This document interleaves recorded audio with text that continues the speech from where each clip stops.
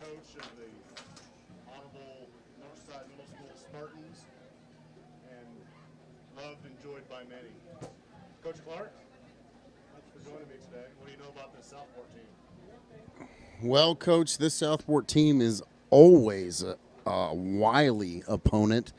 They have dangerous weapons all around the field. A two-year returning starter at quarterback, running back, much improved returning starter, and just a variety of weapons on the outside that can get loose at any time.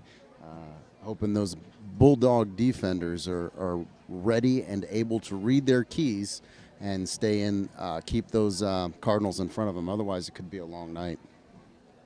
Southport opens the season 0-2, a loss to a state powerhouse, Roncalli, and a loss against their rival, I say across town, but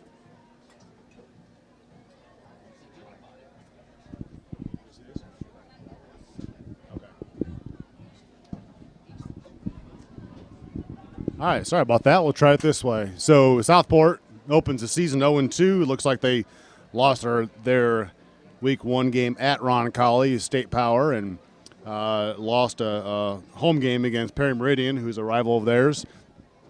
Anything you know about those two contests that you picked up on, Coach?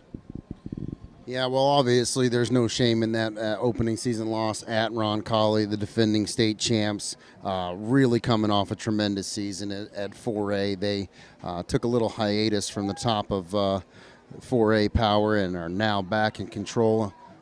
That state championship game, they were able to put up huge points against my Brickies from Hobart. I believe they scored 55 points in the state championship.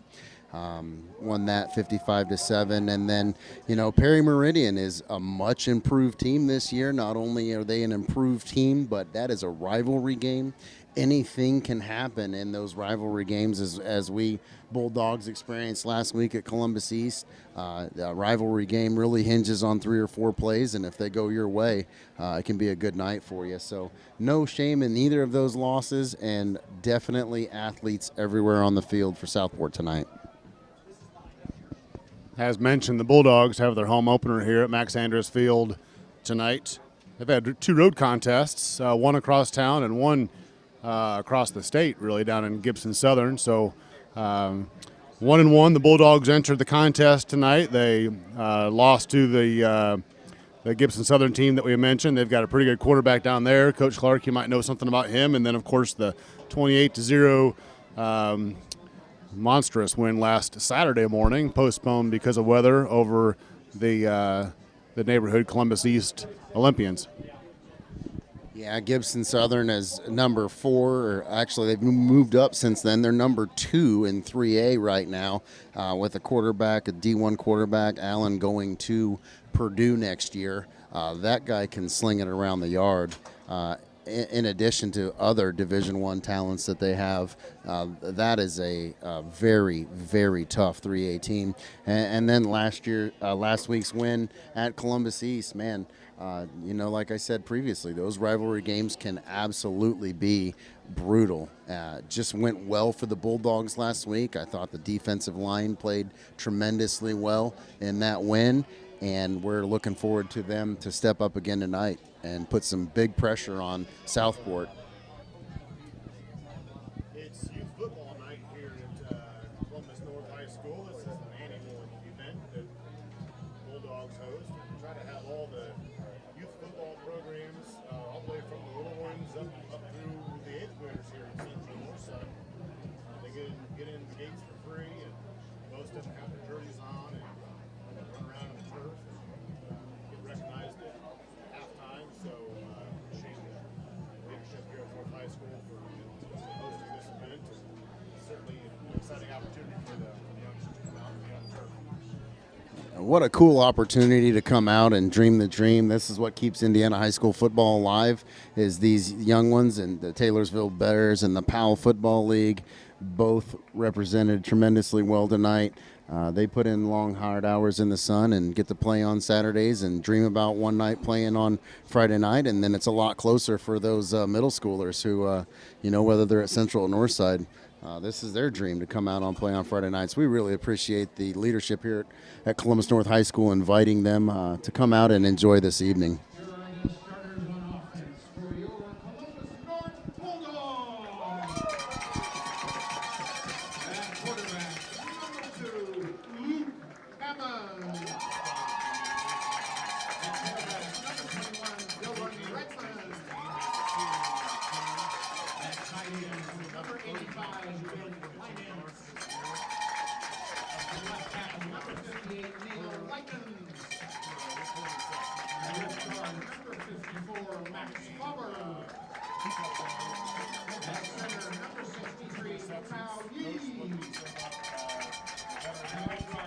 He's a 3-year starter. He's a gritty football player. He wills this team to victory.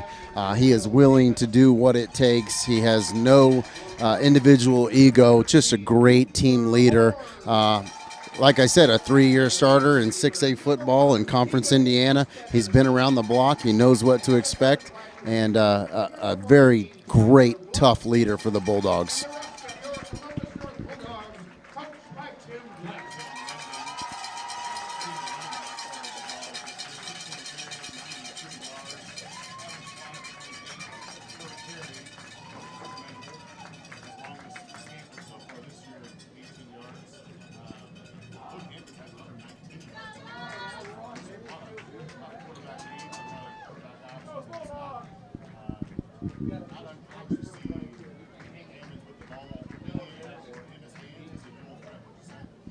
Oh, absolutely. The offense hinges off of number 2 and what he does. He makes great reads. You know, Dylan got a lot of cleanup time last year, backing up the tremendous running back the Bulldogs had last year. But now it's his turn. And as that offensive line begins to gel and come together, I expect to see bigger things out of Mr. Redmond as far as his numbers are concerned. But I'm also very proud. He also doesn't care about the yardage. He cares about the team and the win, and that's really what's important here for the Bulldogs.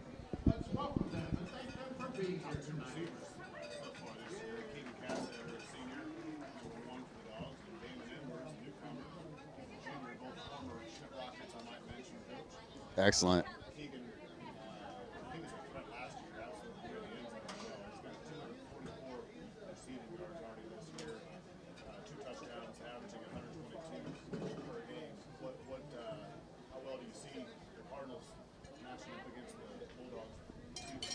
You know, it's going to be really interesting to see what they do with their base alignment. They start off and they look like a 4-4 cover 3, but they've got a hybrid linebacker safety walk down in the box to stop the Bulldogs' run. I expect Keegan Cassater to have a whale of a ball game because he's a handful for anybody to try to cover in man-to-man coverage. And if they stay in that 3-deep zone, he's going to have a heyday. I would expect to see more cover 2 out of the Cardinals, but early in the ball game, that'll be something to check. On the other side of the field there for Southport, quarterback is number 15, Shepherd. He's a senior, 18 of 34 so far this year, 134 yards in the air, averaging just a tick under 70 yards per game, 1 touchdown. Running back 24, Christian Van Valkenburg. Very well. He's pretty ground heavy. He has 28 carries for 86 yards. Averaging 3.1 per game for so far this year for the Cardinals. Yeah, I really expect Shepherd's going to have better numbers. Like I said, the competition they've had this year has been really stiff. He's got a live arm. He is a gritty quarterback, and he's also a 2-year starter in Conference Indiana. He knows what it takes, so he'll be a threat to also pull down the ball and run if things go awry. The running back Vandervalk, he is much improved from last year. He's also a returning starter in Conference Indiana for Southport. He's a tough, hard-nosed kid. If he gets ahead of steam, it could be an issue.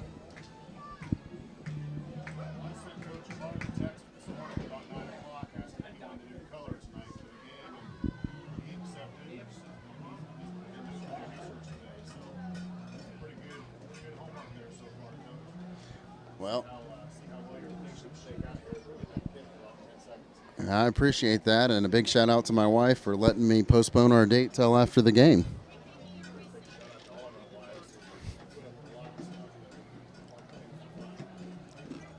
Isn't that the truth?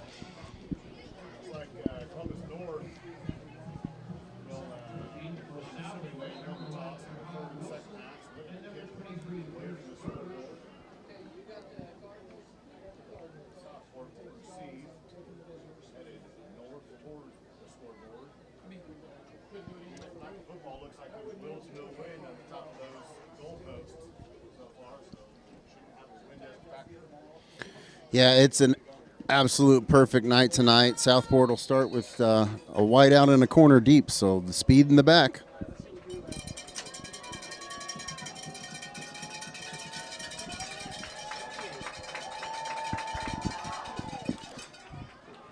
Kicks away, received at the 17-yard line. Brought down at the 27-yard line. That's where the Cardinals will start. Yeah, Pierce Burge on the return there. It looks like he got about 12 yards on the turn. Good coverage by the Bulldogs. Here comes the Bulldog defense. First play of the game here. Looks like Southport starts with a twins formation to the boundary, and quarterback in the gun, Shepard's going to give to the back, and he's going to get swallowed up for no gain, maybe a loss of 1. Yeah, Bulldogs were well scouted out on that. That twins close formation is a heavy run, 95% run this year for Southport so far out of that twins close look, so we'll see if that stays true.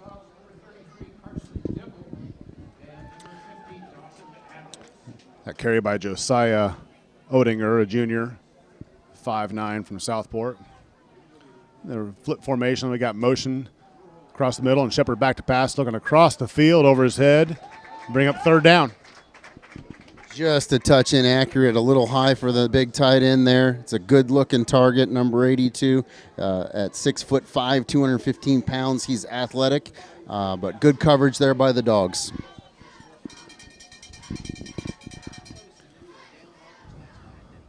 I'll call it third and 10 here.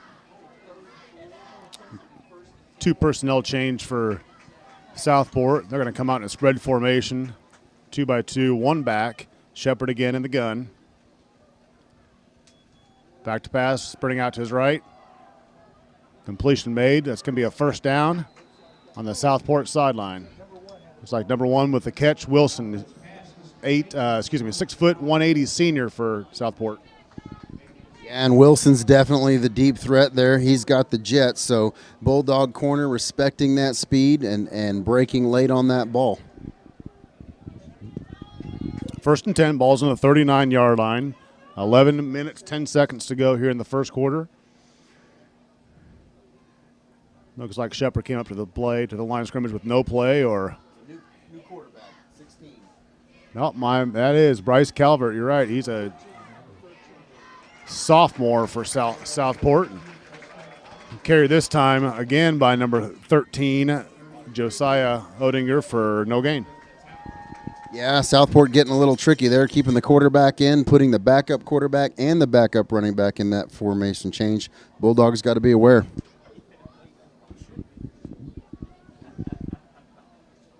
Yeah, you're right, Coach. They've got Shepard as an up back here as a wing, and the sophomore quarterback taking the snap. And give his to Josiah again, number 13, and he goes nowhere again. That'll bring up 3rd and 9. Yeah, Bulldogs just absolutely swarmed there, led by Carson Dibble. The 6 foot 190 senior was having none of that. Stuffed that run, very short gain, if any.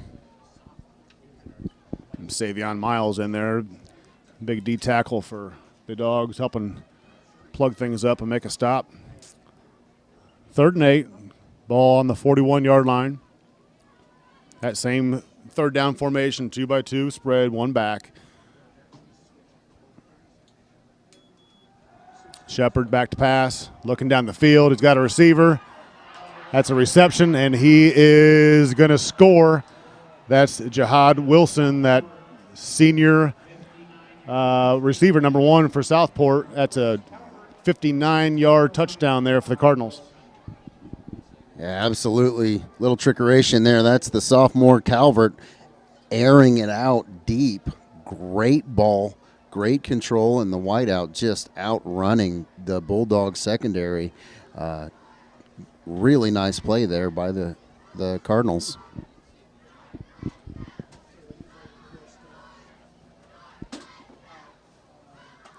Looks like they're 1 short on their PAT team. Late sub here. Plenty of time on the play clock. That is number 47 for Southport, who I will make up a name for him because he's not on the roster. That's no good. No good, wide to the left, and we have 9:31 left on the clock here in the first quarter, and it's 6-0 Cardinals. Yeah, that is the backup kicker, the regular kicker. It looks like he may be in street clothes, so we'll have to watch a little trickeration on any kicks from Southport going forward. Tough start here, but I'm pretty sure the Bulldogs, Coach Bless, will get the defense over there on the sideline, get them rallied up, get them coached up, and get that corrected. I mentioned it's youth football night, but it's also youth cheerleading night. There's a whole gang of them out here, Coach, with the North cheerleaders, and they are joining in and trying to figure it out by looking at the big kids next to them. So what a neat opportunity for moms and dads to get a picture of those little ones now and then do a side-by-side when they're juniors and seniors out there themselves here in several years.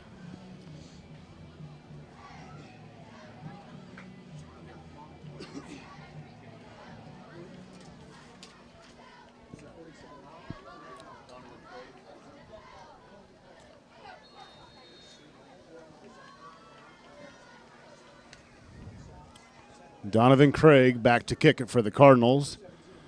Scruggs and Castetter back deep. They're going to kick this ball short, and that's going to be picked up on the 40-yard line by Tyler Blythe, the experienced Bulldog, and that's where North will start with great field position on the 40.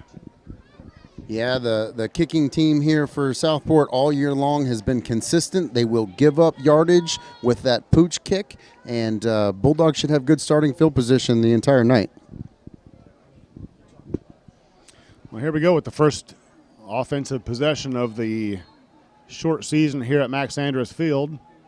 Split backs for the Dogs, and going to send Blythe in motion. He's going to throw it in the flat to Blythe. He's got room to go. Maybe a face mask there. Doesn't look like there's a flag, and that's a 8-yard gain. It'll be about 2nd and 2. Yeah, great start from Hammonds there. On target, delivered on time. Blythe able to get upfield. Wide receivers held their blocks appropriately.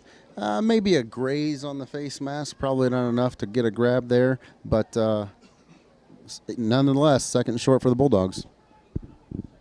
I'm reminded that Coach Clark's also a certified IHSAA football official. The same play the opposite way, this time to the field. And Tyler's got 2 or 3 yards, and it should be good enough for a first down. Yeah, hey, run it till they stop it, right? If it worked once, run it again. Same formation, opposite direction. First down, Bulldogs. 1st and 10 here for the Dogs. Ball rests on Southport's 49-yard line. 8:38 to go in the first quarter. Dogs trail 0-6. Trips with the tight end to the field here this time. Going to send Redmond in motion. Hammonds will keep it for about a gain of 5. Yep. Send Redmond in motion, make Southport look out wide, and then tuck in between the big guys and run for 4 or 5. That'll work all night long. Got to think that's going to be difficult to defend with Hammond's ability to move his feet and carry the ball in the middle of the field and spread Redmond out wide, and would have been a quad receiver option out there to the field side. Trips to the field here this time, and Dylan is the X receiver in motion, now back out.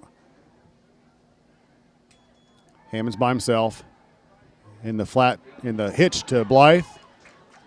And he's going to have a first down to about the 37. Yeah, a lot of Cardinals there to stack him up and drive him back, but he was already way past the first down marker. Another good connection between Hammonds and Blythe. Hammonds is making really sharp, quick decisions tonight, and that bodes well for the Bulldogs. It looks like North, as you mentioned, is in the we'll take what they give us mode right now, and if they're going to play off, 8 or 9 yards on those hitches like they are lined up here on the boundary side, then my guess is they're going to go to that early and often. Give us to Redmond this time. He's got room to go across the 30 down to the 25-yard line. That'll be another first down for the Dogs. Absolutely. That's the stable of this Bulldog program. Little inside zone. Got them spread out. Got them looking around.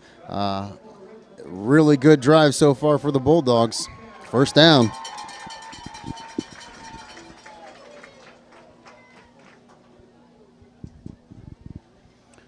Trips to the field side, trips to the left. Hammond's back to pass, looking down the field, still looking. Throws it over here to Redmond, who's got nobody on him, and he steps out of bounds at about the 11-yard line. Another first down for the Bulldogs. Yeah, I've been watching the Cardinals with that sting linebacker position. He's now backed off as the Bulldogs enter the red zone. They went straight quarters there. Nobody initially open. Redmond leaked out, caught the pass, first down Bulldogs.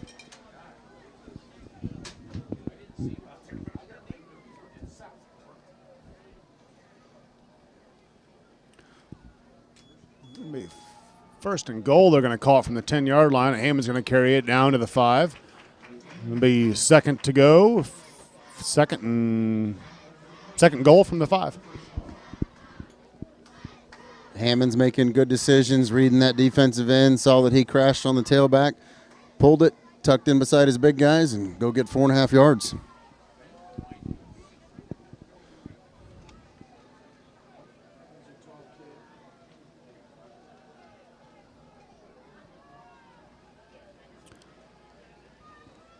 Hammond's by himself here in the gun. Sends Redmond into motion, into the backfield. Now we got trips to the field with a tight end on the boundary side. They're going to give it to Redmond. He's swallowed up that time by number 20, Mitchell Unversaw. He's a 6', 200-pound senior for Southport. Yeah, that's a pretty savvy play from the senior linebacker there. He knew that formation, knew that motion, and good on him for being in his playbook. Bulldogs going to have to respond here. Third and goal from the 10.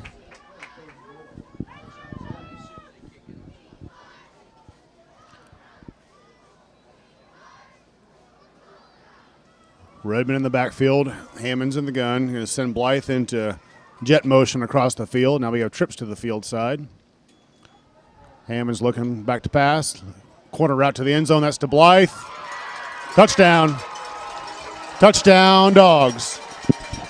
What a throw. What a catch. The concentration to keep the feet in bounds. Absolutely beautiful catch by Blythe. The offensive line given just enough time, and that's what Tyler Hammonds does. He just drops the dime in the bucket.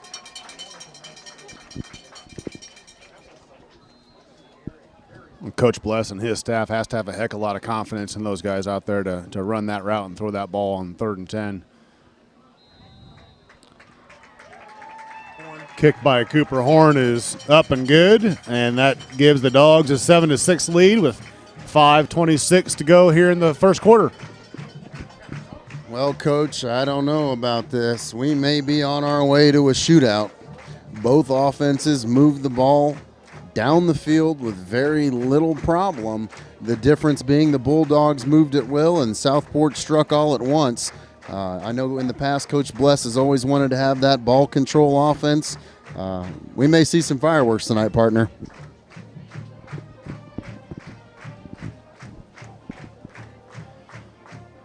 I wouldn't be opposed to seeing a lot of points being put up. And you're right, didn't look like Southport had a whole lot of answers, minus 1 or 2 plays for the Dogs offense there. They were gaining 5, 6, 8 yards per play. And like you said, Southport had a couple first downs and scored a deep one without much trouble as well.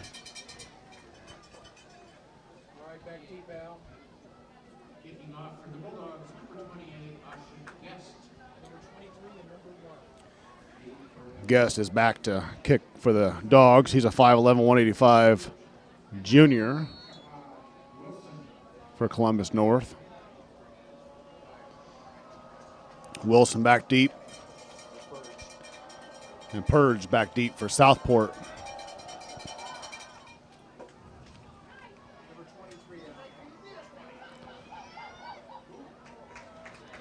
It's number 23, Pierce Burge. He's a junior for Southport. Brings it out to about the 27-yard line. That's where the Southport Cardinals will start. Yeah, right at about a 7-yard return. You got to make that first guy miss on kickoff return, and luckily the Bulldogs were able to corral him and bring him down. Let's see if the Bulldogs secondary has some answers here for the sophomore quarterback still in the game. It's hard for me to – you got better eyes than I do, Coach. It's hard for me to differentiate between 15 and 16 out there on the field. So I think that is a 16. It might be a hold on the outside there. I don't know, maybe not. Those guys in the white hats can see it better than I can, but that's a carry on the outside for about a pickup of 5. It'd be second and call it 4 to go. Good start to the drive there by Southport. Reestablish the run. Possibly a hold, but can't catch them all.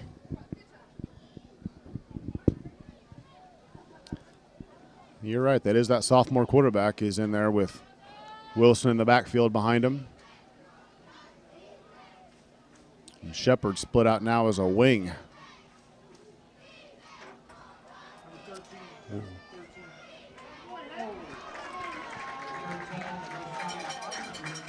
Josiah Ottinger, number 13. He's a 6-foot sophomore for Cardinals. Pickup of call it 1, and we'll say it's 3rd and 4. Balls on the 34-yard line. Yeah, defensive line was really disruptive there. Blew the lead block back into the running back. He tries to get out on the edge side, and Matthew Hager, the 5'11", 180-pound senior, come up from a safety spot and really sound tackle there. 3rd and short here. Savion Miles and Dawson Adams played a lot of snaps for the Dogs last year, so there's a lot of experience on the interior defensive line. Rolled out to the boundary that side and looked to complete the pass on 3rd and 4, but it was knocked down by the Dogs, and we've got a personnel change. Looks like Southport's going to punt. Really good coverage in the secondary. A tremendous bake by Jackson Scruggs there. Jackson is really electric with the ball in his hands as well. He had a tremendous punt return last week at East. We'll see if Southport even attempts to punt to him. Jackson he's a heck of a player, heck of a good kid, getting plenty of looks at the next level. Look forward to see what he can do. They are going to punt to Jackson's side, but that ball's going to get a Southport bounce across the 30. Thought it was going to go out of bounds at first, but ball's down at the 28-yard line, and that's where North will start. 3:40 to go here in the first quarter. Dogs lead 7-6. And the Bulldogs are going to come back onto the field with their same starters. They've got a very experienced offensive line too, as well, Coach, with Likens and Thornton, and these kids they played a lot of snaps last year, so got to enter this season with a lot of confidence and not a whole lot of time having to reteach things. Blythe in motion this time. The give is to Redmond. He's broken 1 tackle and across the middle and picked up about 4 yards. Back to the bread and butter for the Bulldogs. Little read zone executed perfectly by the quarterback and the tailback. Once again, 4.5, 5 yards on first down. Makes the offensive coordinator's job pretty easy.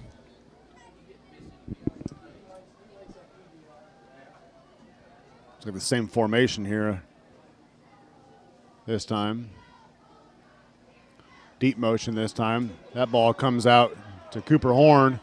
He's looking for room. He's across the 40, still moving. Still on his feet. I'm going to call him down at the 44-yard line. That's going to be plenty for another Dogs first down. Yeah, Cooper Horn, just a tremendous athlete. Those of you who follow Bulldogs basketball, he's a 2-year starter already. Started as a freshman and a sophomore for the Bulldogs basketball team. Decided this year come out and play a little football for the Bulldogs, and he's doing a great job.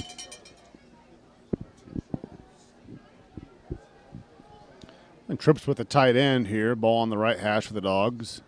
Redmond out into motion, and Ham's going to keep it across the middle for a pickup of about 3. We'll call it 2nd and 7. Yeah, and that may be the shortest offensive gain so far for the Bulldogs, but 3 yards is positive. Do that 4 times, and you got yourself first down.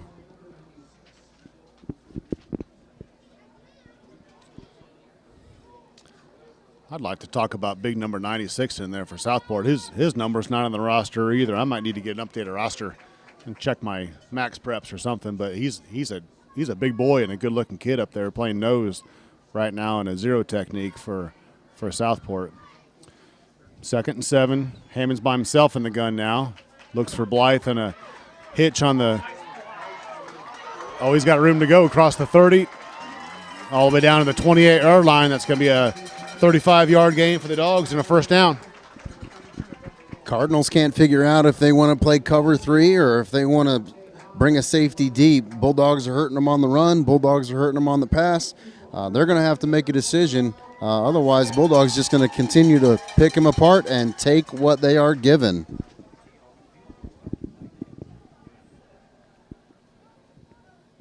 In 2-by-2 formation. Blythe now in motion to trips to the field. Redmond's the single back. Hammond's back to pass. Gives it to Redmond. Nobody there. He's got Neil Likens out there as a lead blocker all the way down to the 11-yard line for another big gain. Perfect play call. The dump off to the tailback. There was a 4-man blitz there by Southport. They brought all 3 linebackers and a safety, and the Bulldogs just checked right out of it. Looked like a great gain. First down for the Bulldogs. I never played running back in high school, Coach, but if I got to get that ball on a swing pass and run behind a kid that's not going to pay for college because of football, that would make me pretty excited. Redmond with the give across the 5, taken down to about call it the 3, and there's still room for a first down in there, but it's going to be second and 1 from the 3. Coach is in the box next to us saying, get back on the line and run the play, and that's exactly what North's going to do. They're going to give it right back to Redmond. Oh, I'm sorry. Ham's going to pull it this time and get out on the outside. Good perimeter block there from the Z receiver. That's Damon Edwards, the junior. That's another touchdown here for the Dogs. Yeah, Luke Hammond's playing a little game of hide and seek with the ball in his feet. He tucked it out, tucked it in, ran around the right side. Nobody's going to catch him. Touchdown Bulldogs. Another impressive drive for the Bulldog offense. Wow. Yeah, so far so good for the team in blue for sure. Kick by Horns up and good. It's 14-6. 43 seconds remain here in the first quarter, and as we mentioned before, it doesn't look like Southport has a tremendous amount of answers for the offense that the Dogs have brought to the turf here today. I would have called that play better, but I think Luke Hammond's family in front of me with his big head or fat head or whatever it is, the cardboard cutout blocking my view. So apologies for that, but a kid running like that, he can put his face anywhere in the stadium. Absolutely, and we said it pregame, Luke Hammonds drives this team. He has made all of the right decisions tonight. He has been pinpoint accurate. He's the go behind this machine, and then you've got that big offensive line, including Mr. Neil Likens. You're absolutely right about that. Running behind him makes life pretty easy. Really interested to see what Southport's going to decide to do defensively. Right now, they're getting out-schemed by the Bulldogs. They have the talent, they have the speed and the skill, but the scheme is really hurting them. They have not decided what they want to do. We'll look forward to see if there's a change in that or not. Columbus East on the road tonight at Seymour. Looks like they have a 10-6 lead after the first quarter. Just south of us here. We'll keep an eye on that game as well. Guess with the ball teed up on the 40-yard line, and he's going to kick this one deep, and it's going to be received at about the 12. Brought to the middle of the field, and it's a good tackle in the middle of the field by himself there by Tyler Blythe, Mr. Do-It-All. Ball's going to be down at the 26. That's where Southport's going to start. Yeah, dangerous return there by the Southport return man. He was one block away from springing that for more, and Tyler Blythe with an absolute perfect tackle, wrap and roll around the knees and get him down to the ground. Southport, as mentioned, starting the ball on the 27-yard line. 37 seconds. They're going to motion to trips. That's the sophomore quarterback with a good pass, just a little behind the receiver there. That's dropped and be second down. That was intended for Caden Davis. He's a 5'10", 155 senior for the Cardinals. Yeah, and the scouting report says that Davis can be a game breaker, but he has some mental lapses. It looked like that one hit him in the hands. Nice delivery by the quarterback. Those you just got to look in, Coach. Got to bring those in and make that catch for your team. Yeah, it's hard to expect a sophomore quarterback to be able to put the ball right on the money every single time, and you got to be able to make those plays. Well, scissors play there at the backs and the wings. That's carried by Josiah Odinger again. He's that sophomore, 166 foot. Little to no gain there. We'll call it 3rd and 9. And that clock's running down. We'll see if Southport tries to run another one or if they just take the quarter here. Looks like they're going to take the quarter. So we'll start here after a brief pause. It'll be 3rd and 9 from the 28-yard line of Southport.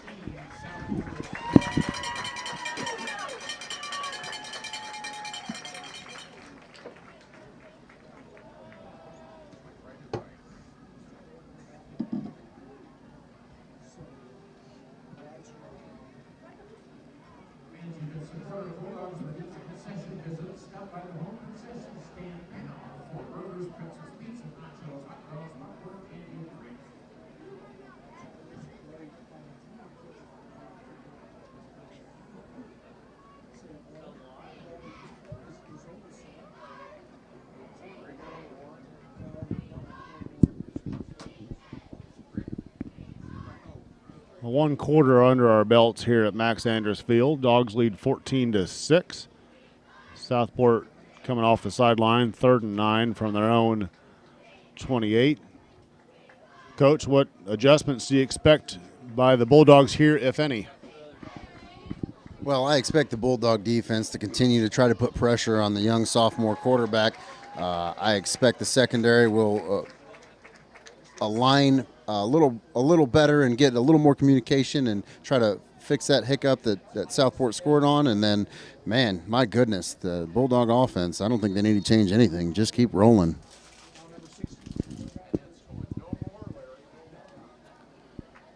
A 2-by-2 formation here for the Cardinals, single back.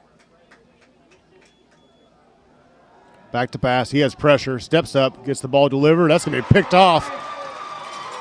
Picked off at the 48-yard line. Oh, Bryce Abner, 5'11", 185 senior for the Dogs with a tremendous play across the middle, diving catch for an interception. Not only was it a tremendous interception, but it was tremendous pressure once again by the Bulldog line that forced that inaccurate throw by the sophomore quarterback, tried to force it into a window. It wasn't there, and Abner, the safety, undercut that route, diving two-handed interception. Here comes the Bulldog offense. It'll be 1st and 10 here for the Dogs. They just set to reload, it seems. 2-back set for the Dogs. This time we'll see if they motion one out of there as they have typically. The ball is resting right in the middle of the field. Hammond's back to pass. He's got plenty of time because both those running backs help block. He's going to carry the ball and run. Gets sandwiched by a couple of defenders. Ball's out. Looks like they whistled him dead at the 37-yard line. Should be a 1st down. Yeah, the Southport has adjusted. They've gone to 2 deep safeties. They're going to give up that run to the Bulldogs. The Bulldogs tried a big one-hitter there after the turnover. Good run by Hammonds. I'd like to see a little bit better on that ball security, but I believe you're right. I believe he was down when that ball was knocked out, so no harm, no foul. First down, Bulldogs.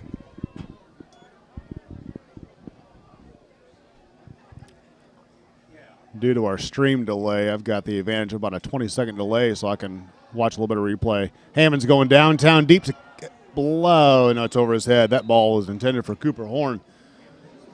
He was double covered with the safety help, but couldn't get that one connected and bring up 2nd and 10. Yeah, once again, just sometimes those incompletions are not all bad. When you can soften up that defense with a nice big long throw and you had a wide out that was open, that'll soften them Southport up even more, and hopefully Bulldogs can take advantage. As mentioned, 2nd and 10 ball on the 36-yard line. Both teams still have all their timeouts here. There's 11:31 in the third quarter. The give is to Redmond on a zone read, and looks like he picked up 2 down to the 35. Yeah, good tackle by Dante Hahn, the linebacker. Junior, 6 foot, 170 pounds. Looks like he's kind of hobbling a little bit. Hopefully he's okay. He's going to stay in there. 3rd and long for the Bulldogs. We see how they respond and how they treat this 3rd down. Maybe the goal is to go for it on 4th, and they just need half right here. We'll see. Yeah, they are in that position of the field that it could be 4-down territory. Blythe in motion, creating trips to the field here. Hammonds drops back, looks left, now right. Ball's delivered to Blythe. He's got a reception across the 25, and good enough for another 1st down. Yeah, absolutely. Why mess around with 4 downs when you can get it on 3rd? Hammonds to Blythe again on the money. Great catch. Turn, get that yard after the reception, and 1st down. Rolling again. Sub for the Cardinals, number 76, Bo Lopez. He's a sophomore, 6'3", 330, coach. So that probably means he's 310, right? Is that usually you add a little bit on the roster, right? And give is to Blythe in the backfield, and you're right, he's Mr. Do-It-All. He's carrying across the middle of the field for another 1st down, ball down the 11-yard line. He's having a tremendous game. Just give him the ball. Looks like a timeout called by Southport. They need to get that defense some rest. The coaches want to talk about it. What a first half Tyler Blythe is having, lighting it up on the field here at Max Andrus, catching everything thrown his way, taking that handoff for looked like 10 or 11 yards. Really having a great first half so far.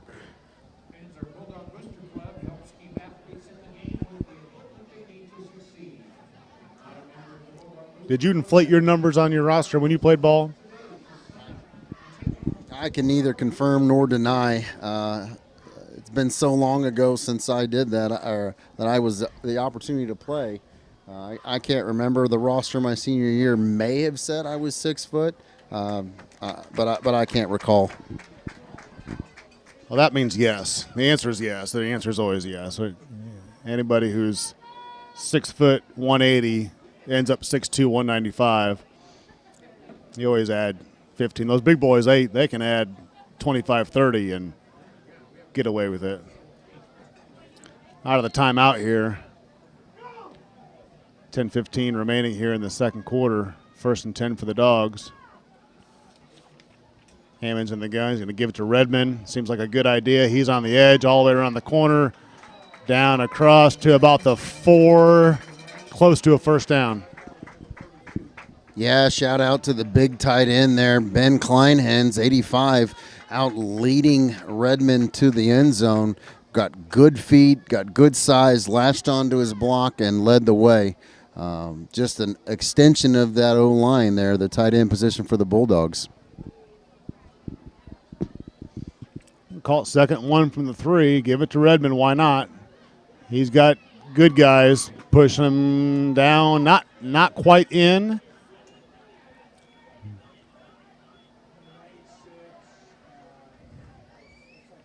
It's going to bring up It is a first down. First and goal from the 1.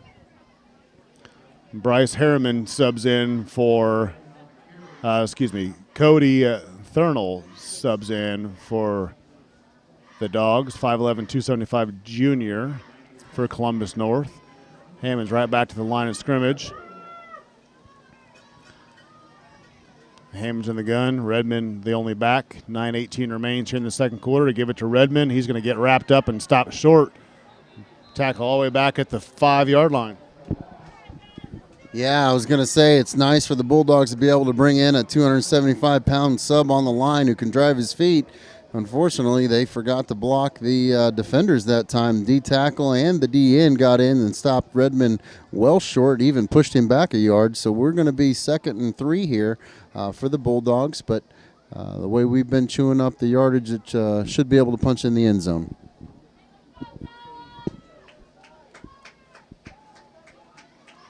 Two receivers set in tight formation with Castetter and Blythe to the top of the field. Dogs are trying to get a timeout. Didn't get honored, and he's going to get sacked and wrapped up all the way back at the 15-yard line.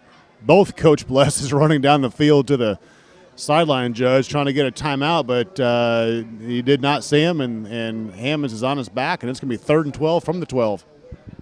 Unfortunately, timeouts are granted, not guaranteed. So the official has to hear the coach make that call, and he was already well into his pre-snap routine. So a loss for the Bulldogs. It looks like a loss of about 9. We'll see if the Bulldogs can punch it in. A couple of big stops there for Southport. It's got to have some momentum on that sideline of white jerseys. 2-by-2 formation, true spread here. And we might have had a false start there, but it looks like it's okay. Hammond's going to scramble up the middle. Oh, fumble, ball's out. That's recovered clearly by Southport on the 4-yard line, and that's how that drive is going to end. Yeah, Zach Riddle, the 6'2", 200-pound senior, absolutely swatted that ball out of Hammond's hands. The ball went to the turf, and turnover kills the drive for the Bulldogs. We'll see if the defense can respond, and you're right. Maybe that gives Southport the energy they need. Well, just as we were questioning if Southport had any answer for the Dogs, they stuck it to them on the goal line there and backed them up and created a turnover.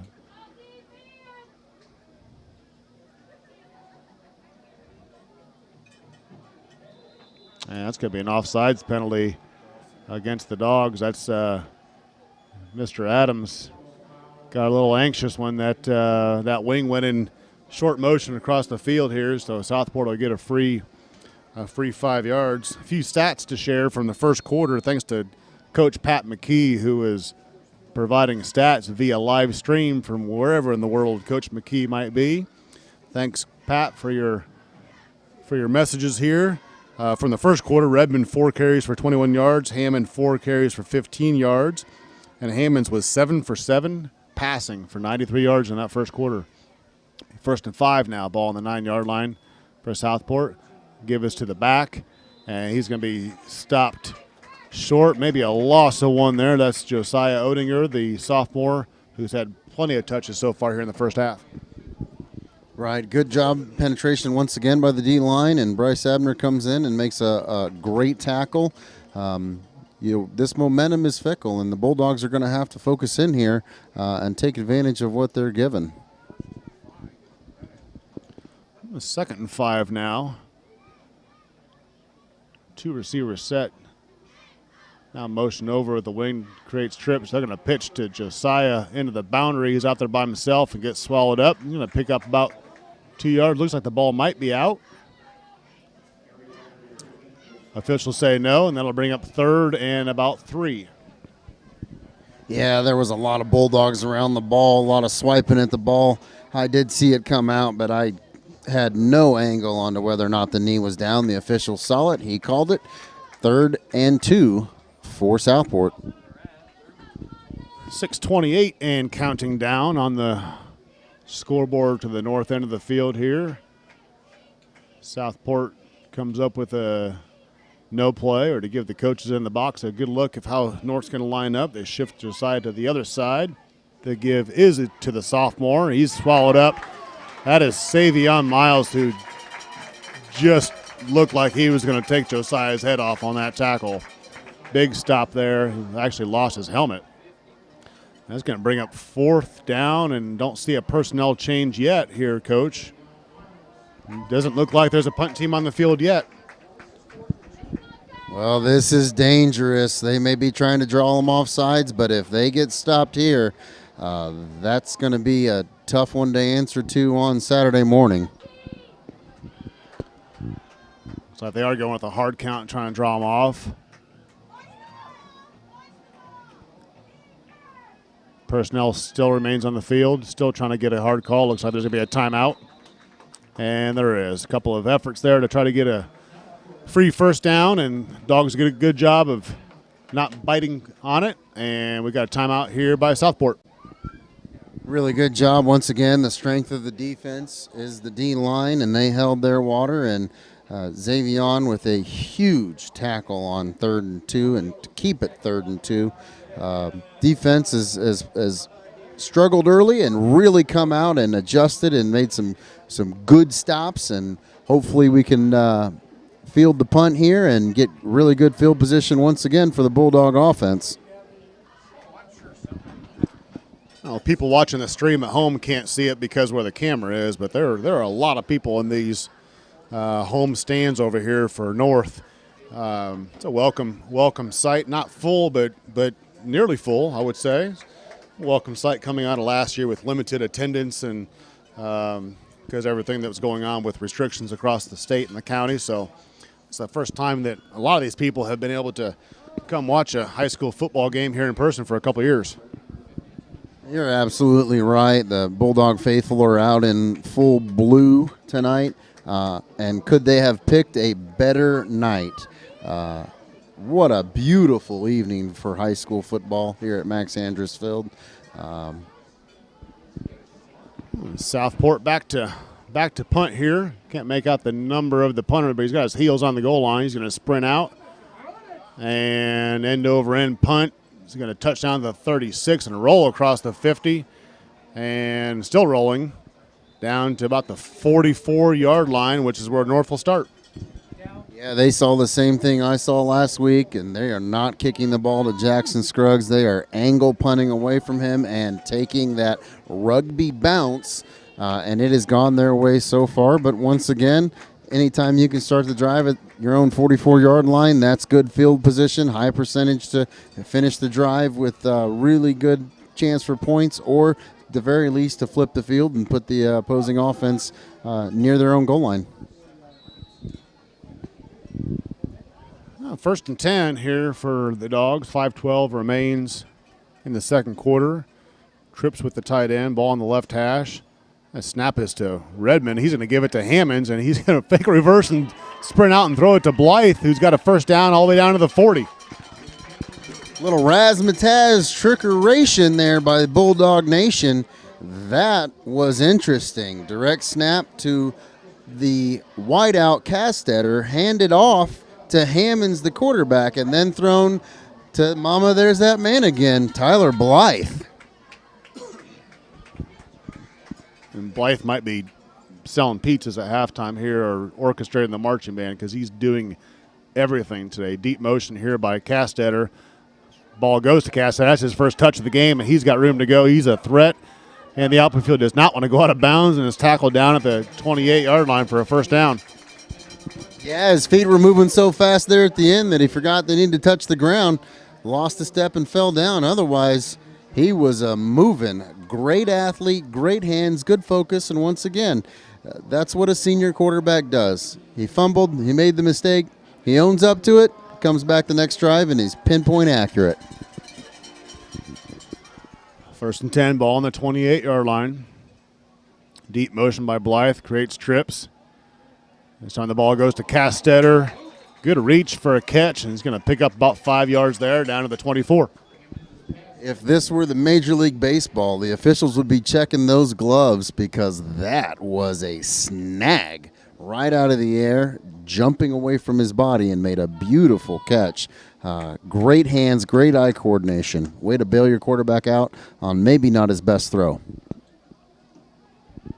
Not a whole lot of personnel substitution for the Bulldogs. Not sure they need to. Trips to the field this time. Ham's going to keep it and shaking Southport Cardinals off of him. And he's going to scamper all the way down into the end zone for a 24-yard touchdown. Well, we've said it once. We'll say it again. The steam that drives the engine, Luke Hammonds, shows the ball, shows the foot, takes it away, runs around the left end this time, and outruns everyone to the end zone with great ball security that time. Coach, you've done some defensive coordinating in your time. That's going to be a penalty from the Cardinals. You've done some defensive coordinating in your time. How do you even begin to defend when North is purposely spreading you out across the field and sending their weapons up and down laterally on the field? And how do you even start with that? Well, it all starts up front. This massive offensive line for the Bulldogs is just kind of having their way right now. They've got so many weapons with Hammonds, the ability to throw, the ability to run. Redmond's running tough. Blythe catching everything. Castetter. There's no definite answer on how to stop the Bulldogs right now. And if the first 4 drives for the Bulldogs have taught us anything, the only thing stopping them tonight is themselves. Cooper Horn with the sky ball kick, slow and easy over the crossbar there, but if it goes through, it counts. So that's 3 for 3 for Horn, and the Dogs lead 21-6. 3:59 remains here in the second quarter.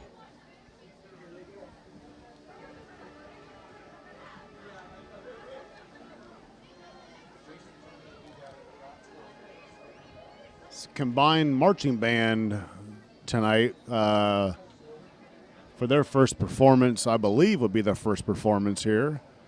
Combined marching band with North and East, just another great example of two great solid high schools here in town that work well together and share programming very well together, and just really applaud those directors and those administrators for thinking outside the box and combining 2 good marching bands into one great marching band. So we'll look forward to seeing them here at halftime here in just a bit. Yeah, really tremendous job, both schools for that. We've got all our youth football players headed down to the north end zone so they can be introduced, and we're looking forward to a really, really good second half here, but we still got 3:59 left, and Bulldogs are lined up to kick it away. Guest with the ball teed up on the 40 and kicks it deep. Received at about the 15-yard line. There's a flag on the field and a tremendous tackle down at the 21-yard line. That ball was returned by Caden Davis. Let's see what the flag is here. Looks like the tackle was Connor Essick, 5'9", 190 senior. Let's see what the man in the white hat tells us here, what the penalty is.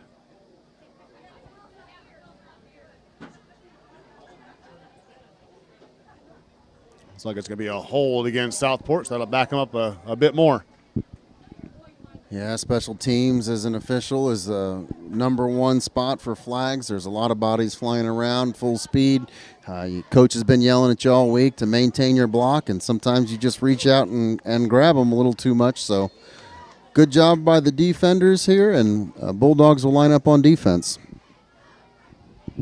Maintaining blocks and open space for a long time can be really difficult there as well. So that give is to Josiah in the middle, and that's Savian Mills, who again is having no part of it. Tosses him back towards his own goal line and reminds everybody who the man in the middle is. Wow, what a display of athleticism. First to beat the block, second to swallow the runner, and then thirdly the strength that it takes to literally throw another human being 2 or 3 yards away. Very impressive. Savion, former Schmidt Rocket as well, Coach. I thought I'd mention that. It's important to include. Jet motion, and they're going to toss it to the jet runner across the middle, and he's going to run for about, I'll call it 7 yards, and it'll be 3rd and short here. Looks like that was number 23, Pierce Burge again, ball carrier for Southport. Yeah, get the defense moving on that outward motion and then cut it back underneath. A lot of Bulldogs over pursued. They've got to stay mentally disciplined on that. 3rd and 3 to go.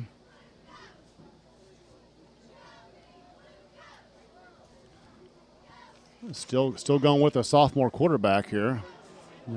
They give us to 13 again, and he gets wrapped up and goes nowhere. Odinger, the sophomore. And it looks like the punt team's going to come on the field this time for Southport after a timeout from the Dogs.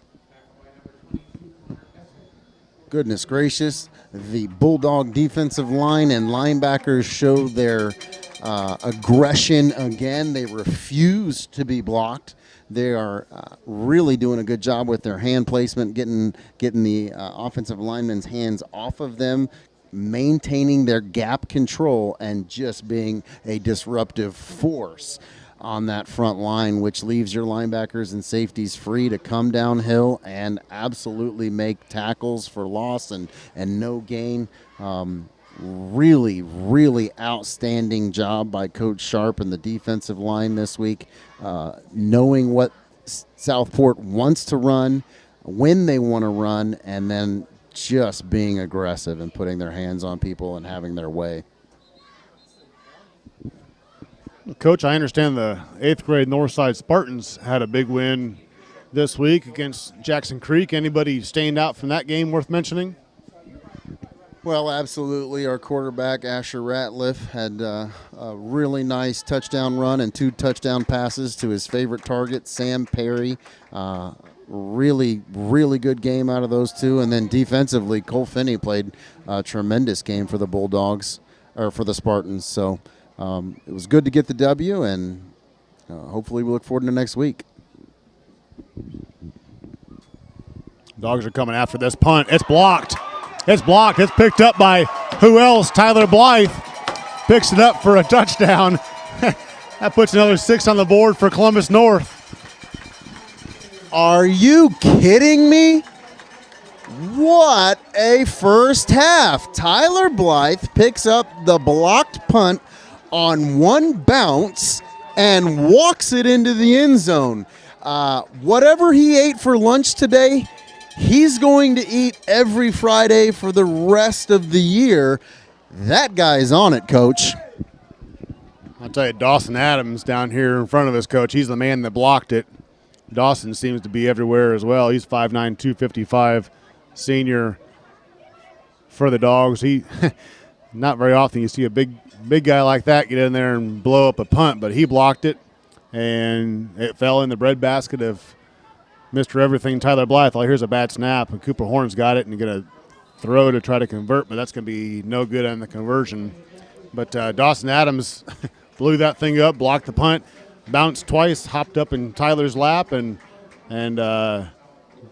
Tyler took it the other 3 steps to score. 27-6 Dogs, 2:17 to go here in the second quarter. Yeah, on that PAT, it looked like the snap was good, just a little hot for Castetter to handle, and it looked like maybe Cooper had a second or a step where he could have got a better throw off to Jackson Scruggs, who heard the fire call and got out there. But as you well know, Coach, being a special teams coordinator, special team giveth, and sometimes it taketh away. Lose 1 point there for the Bulldogs, and 27-6 is where we stand. Yeah, it looked like they had an option there. That was not a fake. That was a bad snap that was over the holder's head. And my guess is that's probably the first time Cooper had to run the fire call there with a bunch of bad guys chasing him. So typically that's the holder who makes that call and rolls out, because usually it's a quarterback. But certainly an option for the kicker to do it as well. And Cooper's a good enough athlete to take care of that ball. It almost did there for a quick conversion, but didn't work out for him. Yeah, as you recall last week versus the Olympians, Cooper had that 40-yard pass down the sideline. He can throw it if needed. Big completion there for the Bulldogs in that game, so he has the capability. Just didn't get it executed there, and that's one they'll watch film and chalk up and learn and get better and try to address that the upcoming week.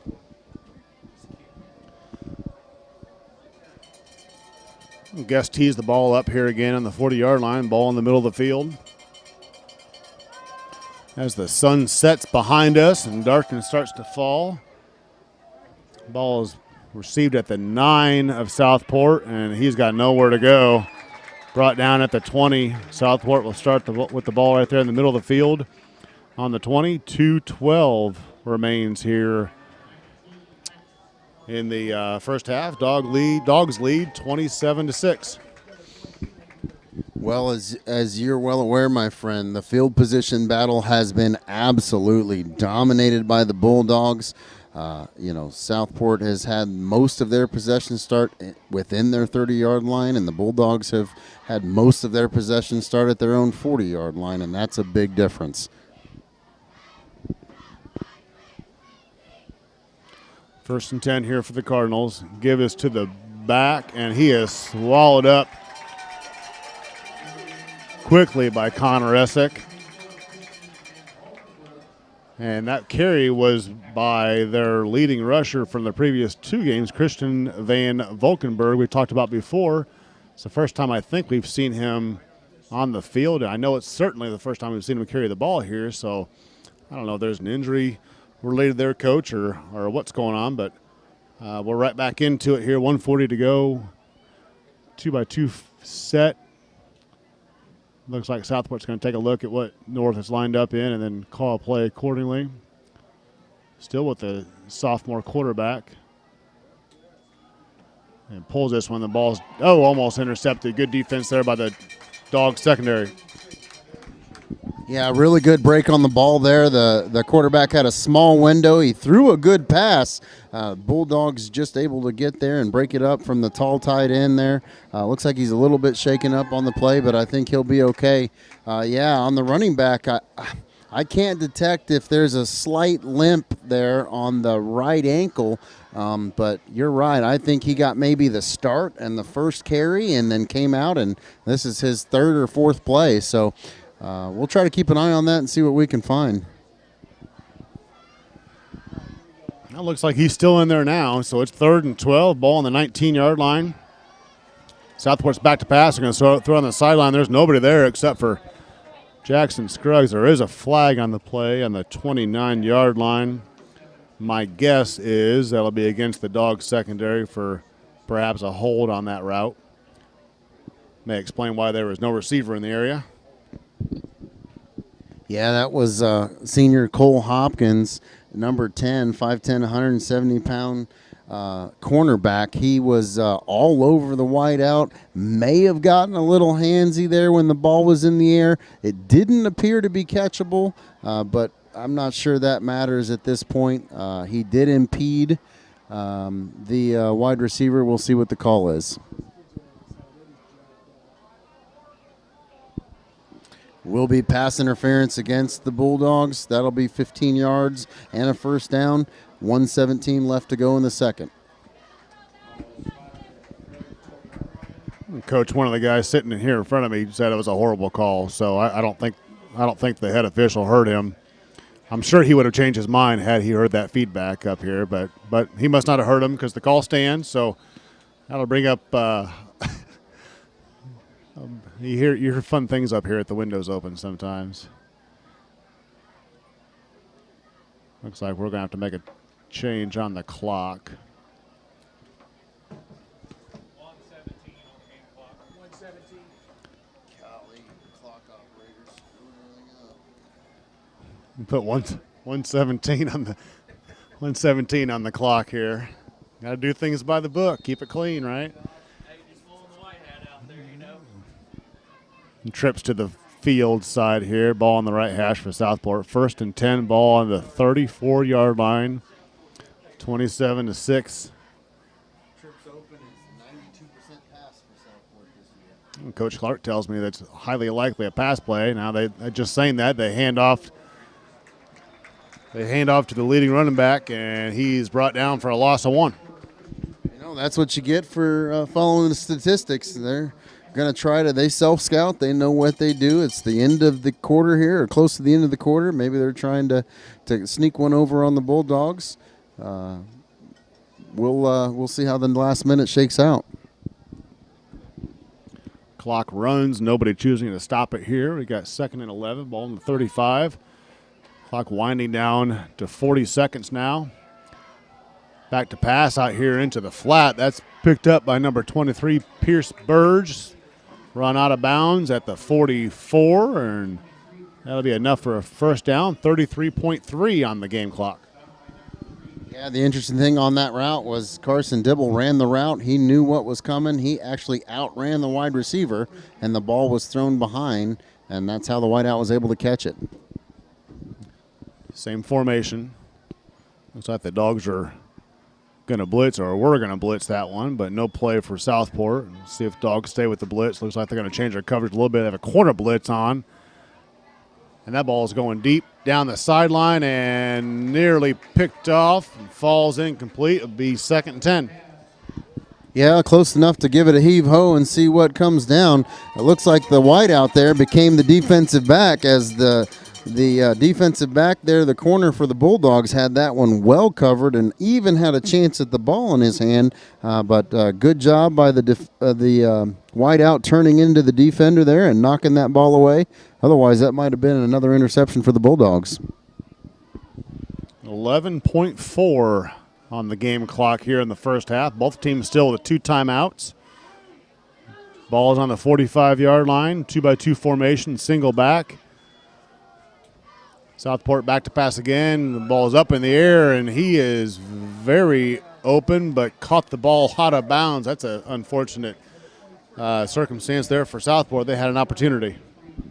Yeah, 2 things on that. Number 1, the Bulldogs secondary caught unaware in the wrong formation and unaligned to that. There was a 6'5" tight end, number 2, who was wide open on our side, and then that busted coverage on top. And the second thing is a sophomore quarterback trying to air it out a little bit. He may have put a little bit too much air underneath it, had a wobble, and wasn't able to connect because his wide out was wide open. You never know what you're going to get with those sophomore quarterbacks. You know, the first lot of live game action, they're nervous. Probably doesn't have the arm strength that the senior has, but for whatever reason, you know, coach has decided to go with that sophomore and put some trust in him, and that's the decision that was made. So it looks like they're pretty much sticking with that. That timeout brought to you by Tim Bless's level of disappointment in his secondary. Call a timeout to give some redirection, perhaps, and some coaching here, and fix a couple things so we don't make that mistake again here with 4.9 on the clock going into halftime. Definitely don't want to give up a cheap one here to knock this back into a 2-score game. 2-by-2 formation. Now we're going to motion over to trips for Southport. Back to pass again. He's going to step up. He's going to be brought down. That's Savion in there again. Oh, I'm sorry. That's Dawson Adams with the sack there. And that's going to end the first half. 27-6. Your Bulldogs lead as they head into halftime. Yeah, just would not be denied there. Dawson just driving those feet. He is an absolute monster in the weight room, and it shows on the football field. Getting off on the snap count. Him and Xavion have absolutely had their way. As the defensive linemen like to say, they have been eating most of the first half. Really good sack there to end that threat by Southport. That was, don't forget, aided by the pass interference call earlier in the drive. So a good finish to the half for the Bulldogs. 27-6 lead for the Bulldogs now, and we're going to let you listen to the sights and sounds of the combined Columbus North, Columbus East marching bands.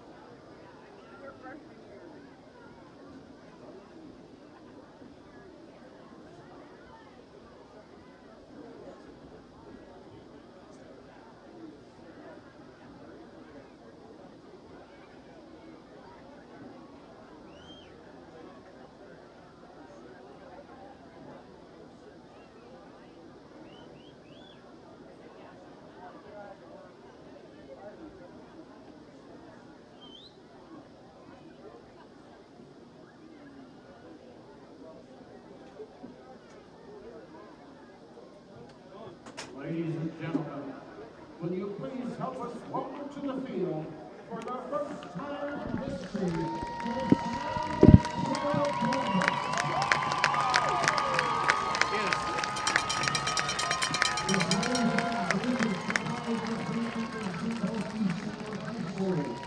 The band is in the midst of the 2021 competition show. This evening, they will perform the first two groups. They're coming from what show is entitled Evil Inc. And depicts the comic book style evil plan to tackle the world. We'll see as the season progresses, many enhancements may be made to the show. Tonight, you will see the culmination of the 120 hours of work over the summer. And now, from Major James Wick, Warren Moore, Katie Cunningham, and Robert England, the field is yours for your first halftime performance.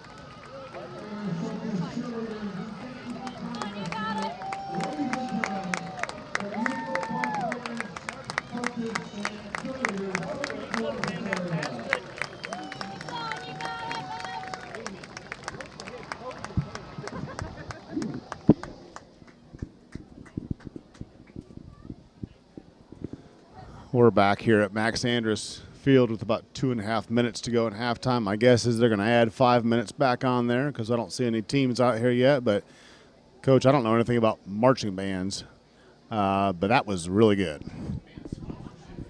Yeah, I probably know even less than you do, and that was a tremendous performance put on by the combined marching bands from Columbus North and Columbus East. Let me tell you, Coach, I don't know a lot about marching band, but I know in Columbus, those young men and women dedicate an enormous amount of time in the summer to work on those routines, to not only be able to play the music, but to move and to be in formation and everything that comes along with it. I'm going to call it right now. I'm predicting real big things down at the state tournament for the marching band combined from Columbus North and Columbus East this year. Yeah, Mr. Munoz and Mr. Rogers combining those groups together, what a payoff that is. Just a tremendous group, and the upside is real exciting to see how that progresses. Some halftime stats here to share. Thanks again to Coach Pat McKee for compiling these stats for us remotely. 27-6 is the halftime score here so far. So we'll start with some team stats for North High School. 15 first downs, 18 team rushes for 95 yards, 136 passing yards. Hammonds is 11 for 12 passing for those 136 yards, 231 total yards for the Bulldogs, 1 fumble, 1 lost fumbles, 2 penalties for 20 yards. Southport on the other side, total first downs 4, 15 rushes for 10 yards total, Passing yards 82, and I remember one of that was a 59-yard touchdown pass. 3 for 10 with 1 interception. Total net yards 92. 3 punts for 22.5-yard average, and 1 penalty for the Cardinals, netting in 10 yards. Yeah, to be quite honest with you, to hear those stats, I was a little surprised the Bulldogs have so few. But when you talk about the starting field position for the Bulldogs the entire game, short field means fewer yards. It also means more points, and that's what we've seen so far. Southport's have it a considerably longer field to go. Makes it much more difficult on your offense. They got the one really nice throw and catch for 6 points. And other than that, the Bulldog defense has handled themselves well. They've acclimated to that, and they are attacking. Individual stats for Columbus North. Rushing, Luke Hammonds, 8 carries for 50 yards and 2 touchdowns. Dylan Redmond, 8 carries, 31 yards. Tyler Blythe, 2 carries for 14 yards. Passing, as I already mentioned, 11 for 12 for 136 yards and 1 touchdown for Luke Hammonds. Receiving, Tyler Blythe, 6 receptions, 76 yards, 1 touchdown. Dylan, 2 catches for 34 yards. Keegan Castetter, 2 catches for 16 yards. Cooper Horn, 1 catch for 10 yards. Individual stats for the Southport Cardinals, Josiah Odinger, 11 carries for 12 yards. Pierce Burge, 1 carry, 8 yards.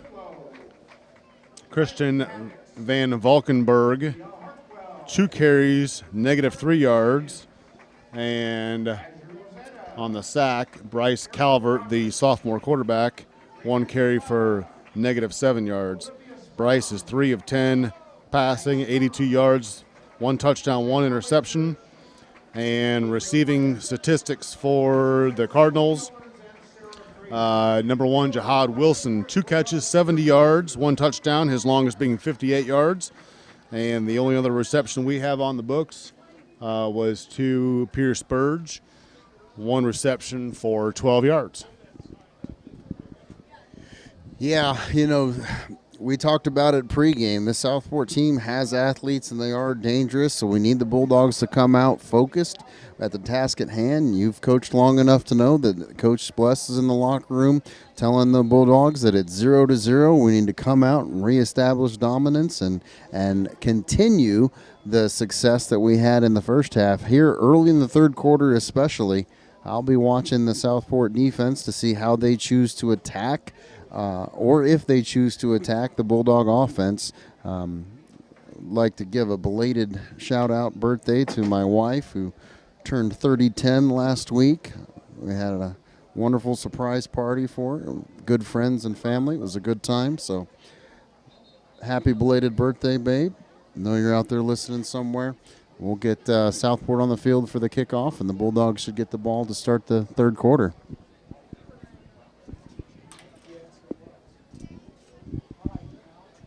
An update in Jackson County. Looks like Seymour returned a kickoff for a touchdown and converted on the 2-point conversion. So East leads that contest 17-14 at Seymour High School. I don't know where in the game that is. Looks like they just started the second half here a handful of minutes ago. So looks like in the third quarter, East leads by a slight margin there.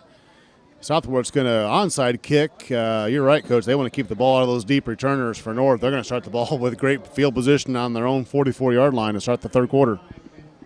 Yeah, that's big number 85, Ben Kleinhens, jumping all over that squib kick. Good hands from the tight end. Let's not forget our Olympians across town. They have a 76-game winning streak in the Hoosier Hills Conference. It's a 1-point game in the third quarter. That is something those kids are focused on trying to attain and get after. So best of luck as they continue in Jackson County. It's good to see Ben on the field and get an opportunity for a touch of a ball. He's a 6'6" senior with as you well know, Coach, deep roots in the football community here in Columbus. So that ball is carried across the line of scrimmage for about a gain of 6. And Tyler Blythe, no surprise with the ball, and it'll be second and 3 rather. Yeah, arguably the best player on the Bulldogs offense in the first half, Tyler Blythe. Why not give him the rock again and see what he can do? I think that's his second rush, and he's probably up to near 15 yards rushing. Second and 3 from now on the Southport side of the field on the 45-yard line. Blythe in deep motion. He's going to get the ball on a swing pass. Redmond out there blocking for him. Blythe can't be brought down. There's a flag on the play. He's run out of bounds at about the 39, and we'll see. Looks like a preliminary calls a hold while we're trying to block downfield for Tyler making some plays. It is confirmed to hold against North, so we'll back it up here and try it again. Yeah, I think that's going to go against Cooper Horn there. Got his hands outside of the frame. The frame is, as you know, the shoulder pads inside, and he got his hands outside of the frame and got caught with the hold, and that's going to cost the Bulldogs 10 yards. It is a spot foul, so we will repeat the down, and it will be 2nd and 9. We talked about it earlier a little bit with special teams, but you get those receivers out there in space by themselves. That's a long play. It's slow developing. They got a block out there very exposed for a long time, and sometimes it's easy to make a mistake. Hammond's going to fake the swing pass and keep it himself this time, and he's brought down pretty violently there at the 45-yard line, but after he picks up about 6 yards, and it'll be 3rd and 3. Yeah, we'll keep an eye on number 2 there. Came up with a slight limp coming out of that pile. Anytime you got a running quarterback, he's got to be used to the wear and tear. Hopefully he's all right, none worse for the wear. Trips to the field here for North. 3rd and 2, ball on the 44-yard line. Dillon in motion. Now he comes back to the single receiver side. Hammond's by himself in the gun. Looks Dillon's way, throws back across the field, and that ball falls incomplete. He was trying to get it in the hands of Cooper Horn to bring up 4th and short. Yeah, Cooper had the ball in his hands just for a minute. The defender did a really good job of pulling his body away from the line of scrimmage and swinging him, and that caused the ball to come loose. I believe that's only the second incompletion for Luke on the night, and a tough one to lose there. 4th down here. North looking for a hard count. Southport won't bite. Now the play call comes in from the Bulldog sideline. 2-by-2 formation here. Hammonds with the ball. Out to Castetter. And he's going to find space on the sideline and run out of bounds for a Bulldog 1st down. Yeah, Southport really stacked the box there. They brought all 9 defenders in the box. They left the corners on an island, and just a little quick throw to Keegan, and he probed the inside where he was supposed to go, didn't like it, and decided to be an athlete, take it around the right end, and get a good chunk of yardage for the 1st down. It was definitely a play call made up here in the box, I'm sure, because Southport didn't change their alignment at all after the hard count. Redmond with the carry across the middle of the field. Gets across the 30 down to the 29, and a gain of about 7 yards, and the Dogs just keep chipping away 5, 6, 7 yards at a time. Yeah, it's a heavy dose of what we saw in the first half. Some pinpoint accuracy throws on the edge to get the Bulldogs started, and then pounded in the middle behind those great big offensive linemen who do their job well. Trips to the field here for North. They give us to Redmond. He's going to bounce it to the boundary side. He's got all kinds of space out there. And there's a flag down in the backfield. But I'm also seeing Max Chase's helmet that was rolling over towards the Southport sideline. So I'm going to guess there was some extracurricular activity going on there. We'll see if the white hat confirms it.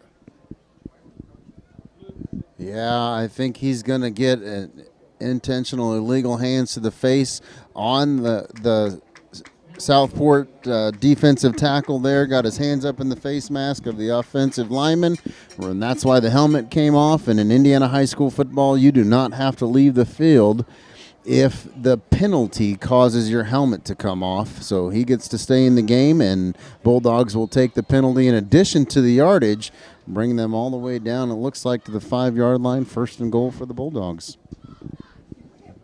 As I mentioned, I've got the benefit of a little bit of a delay here on my computer, so I was able to see the replay, and it was not anything unsportsmanlike. It looked like he just got his hand caught up in there and popped his helmet off. So 1st and goal, Redmond's got the carry, still on his feet, and they're going to whistle him dead. There's a big pile forming there at about the 2-yard line, and that's where the fun will stop. And let's call it the 1.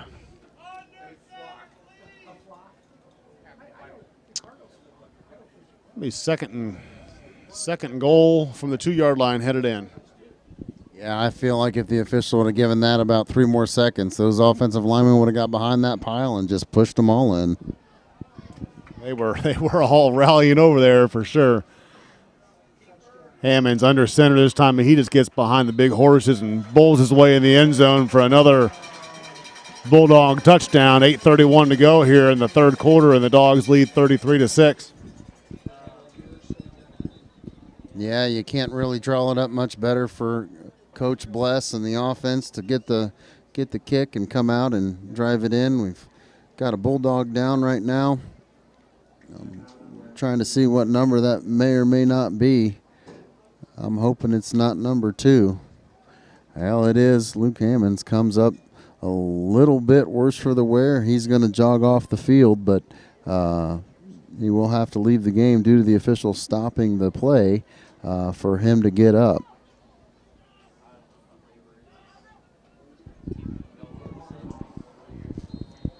We'll be able to keep an eye on Luke here on the sideline and see if he just got tied up or if he's going to be seen by the trainer. Looks like he's going to be okay. Cooper Horn's kick is up and good. That gives the Bulldogs a 34-6 lead here in the 3rd quarter.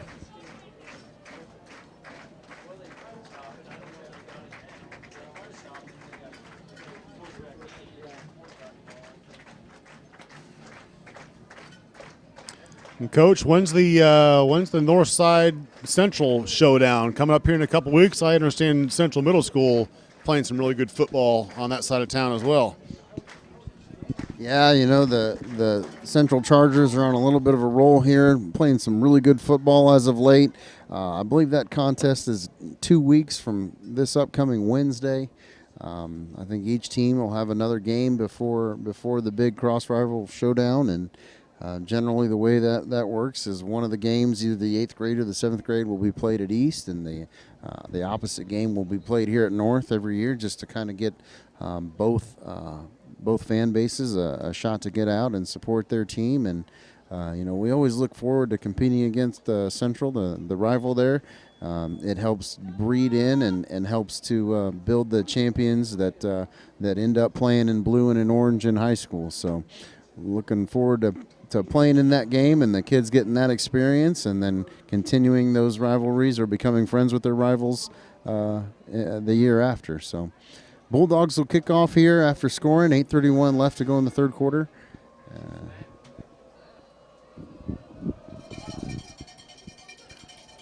Good kick received down by the 8-yard line.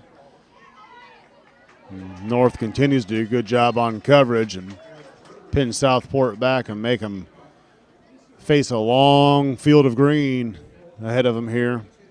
Southport will start with the ball on the 26-yard line on the right hash. 8:26 remains here in the 3rd quarter. Savion back over the top of that ball, ready for some more, as is his counterpart, Dawson Adams. The two fun kids to watch, for sure.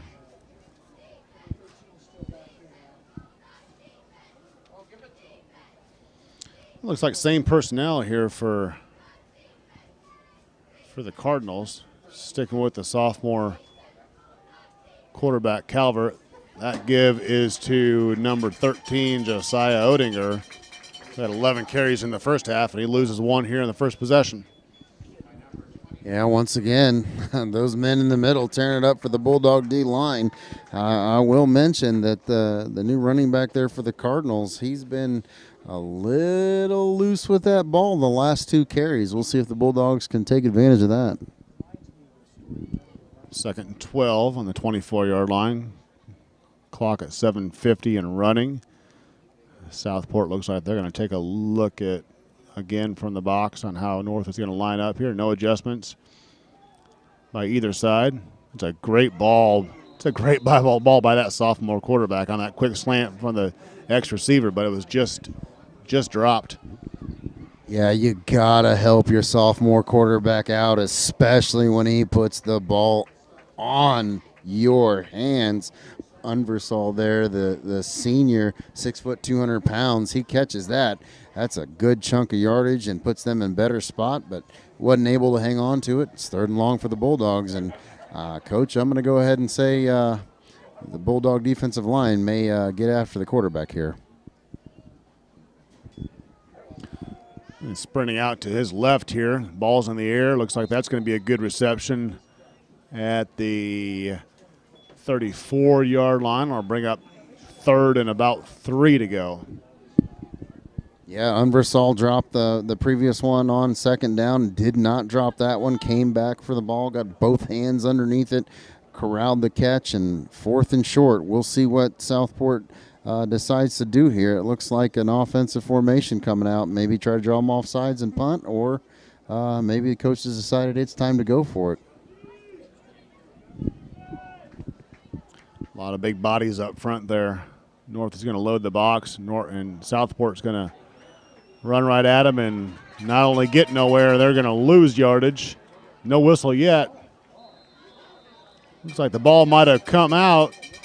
Not going to make a difference. It was 4th down. North will get the ball here regardless, but another good stop by the Bulldogs.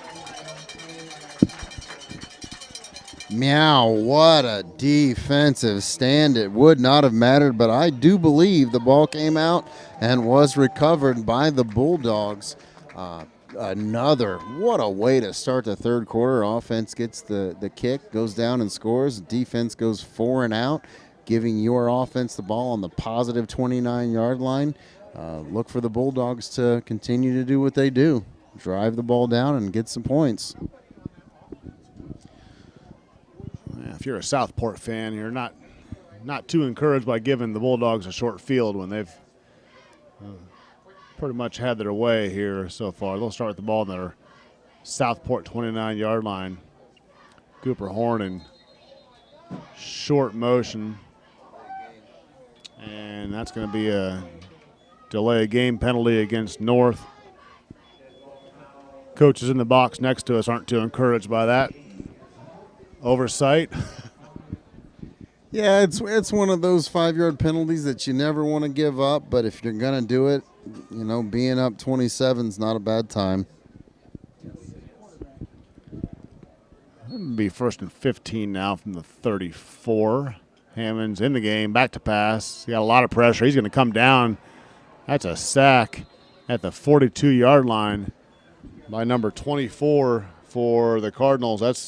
That's Christian Van Valkenburg that we've been looking for the running back. He's I don't know if he's a two-way player, but he's making an impact here. Yeah, Southport brought the blitz on that. They went man-to-man coverage and decided they're going to come after it. I'm noticing more and more two-way players here in the start of this 3rd quarter for Southport. We'll see if he's just trying to get his guys out there and go, or if that's due to injury or something else.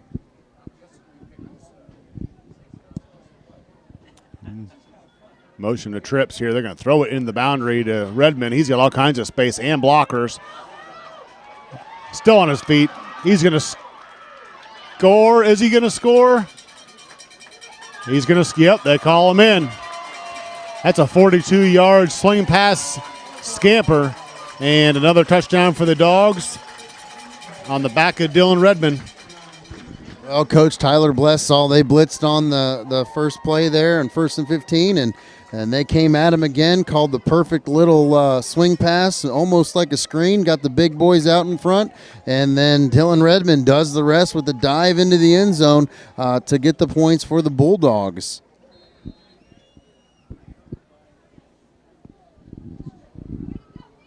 Cooper Horn on to kick.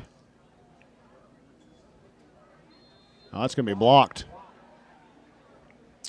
Got a lot of big paws up there and penetration by Southport and blocked that extra point, and that makes the score 40-6 here with 5:49 to go. We're still in the third quarter. Yeah, that point after attempt completely blocked. We've used to having a faster snap and hold and kick time.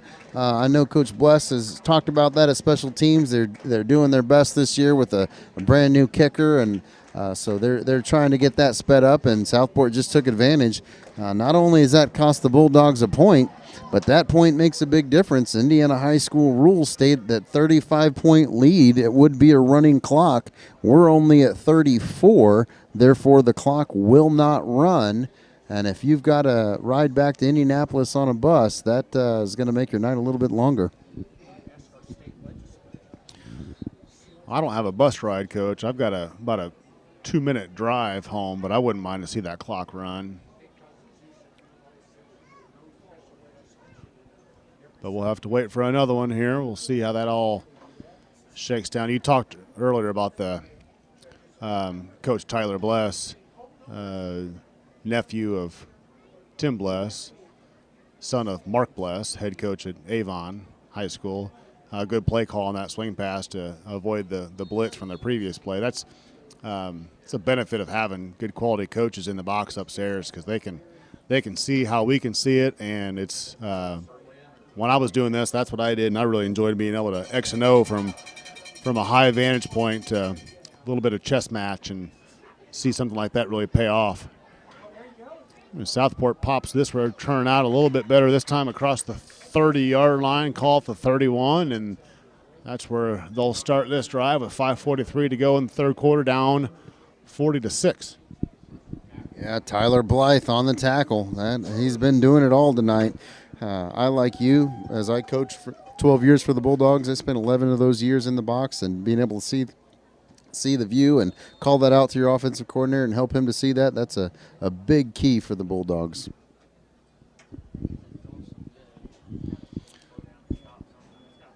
First down. Oh, that's a batted ball up in the air. Knocks down, falls to the turf, but that was that deflected by Big Ben up front there? I think it might have been playing defensive end for the Bulldogs, but dangerous deflection for Southport, but it falls to the turf, and it's 2nd and 10 from the 30. Yeah, when you're 6'6" and you put your hands up and you end up being 7 foot tall, knock that ball down and almost get a chance for a turnover.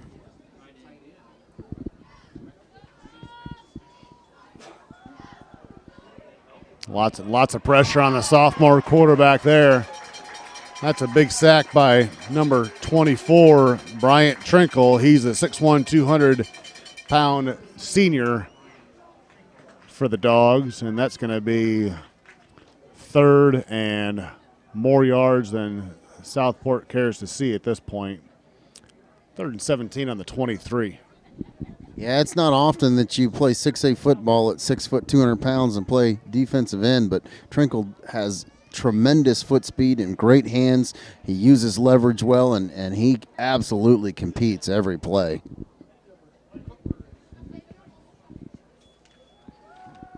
Back to pass, looking down the field. He's got a receiver open, and that's a completion made at the 45-yard line. A post route across the middle for a Southport first down. That's a big boost of confidence there on a nice pitch and catch for the Cardinals. 1st and 10 from the 46.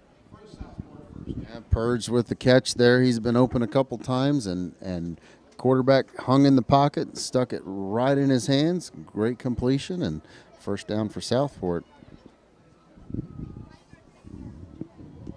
2-by-2 formation here for the Cardinals. Calvert, the sophomore quarterback, back to pass. Looks downfield again. He's got an option. That one's picked off. That's picked off by the Dogs. Still on the sideline. Still has blockers. He's cutting across the field. That's Matthew Hager. Brought all the way down to the 20-yard line. Number 9, Matthew Hager, 5'11", 180 senior for the Dogs with a big play. Be 1st and 10 on the 20. And that's what a senior safety is supposed to do, make plays as the opportunity arises. He sees the coverage. He knows he's got the deep man. The corner releases. The sophomore quarterback thinks that the corner is not in coverage, throws that ball straight to the safety. That's how cover 2 defense works. Tremendous interception, and then a tremendous return, getting the Bulldogs all the way down to the 21-yard line. A couple mistakes here and there throughout the game by the Bulldogs, but they are really looking like they're in mid or late season form here as they give to Redmond, who picks up about 3 or 4 across the middle. 4:02 remains on the clock as it runs. 2nd and 8. Yeah, absolutely, and the Bulldogs' schedule gets no easier from here on out. Next week at Roncalli, the week after, Cathedral comes to town. The defending 4 and the defending 5A state champions in back-to-back weeks. So 2 really good performances so far in the last 2 weeks for the Bulldogs. And they need all the momentum they can get, the confidence they can get, and then see what happens as we shake it out in the meat of the schedule. Good to start with a conference victory, as it seems it'll be here. Hammond's back to pass, looking for the end zone. That's Keegan Castetter up and over. He's double covered. There's a flag. Looks like the defender had impeded Keegan's ability to catch that ball. He almost caught it anyways.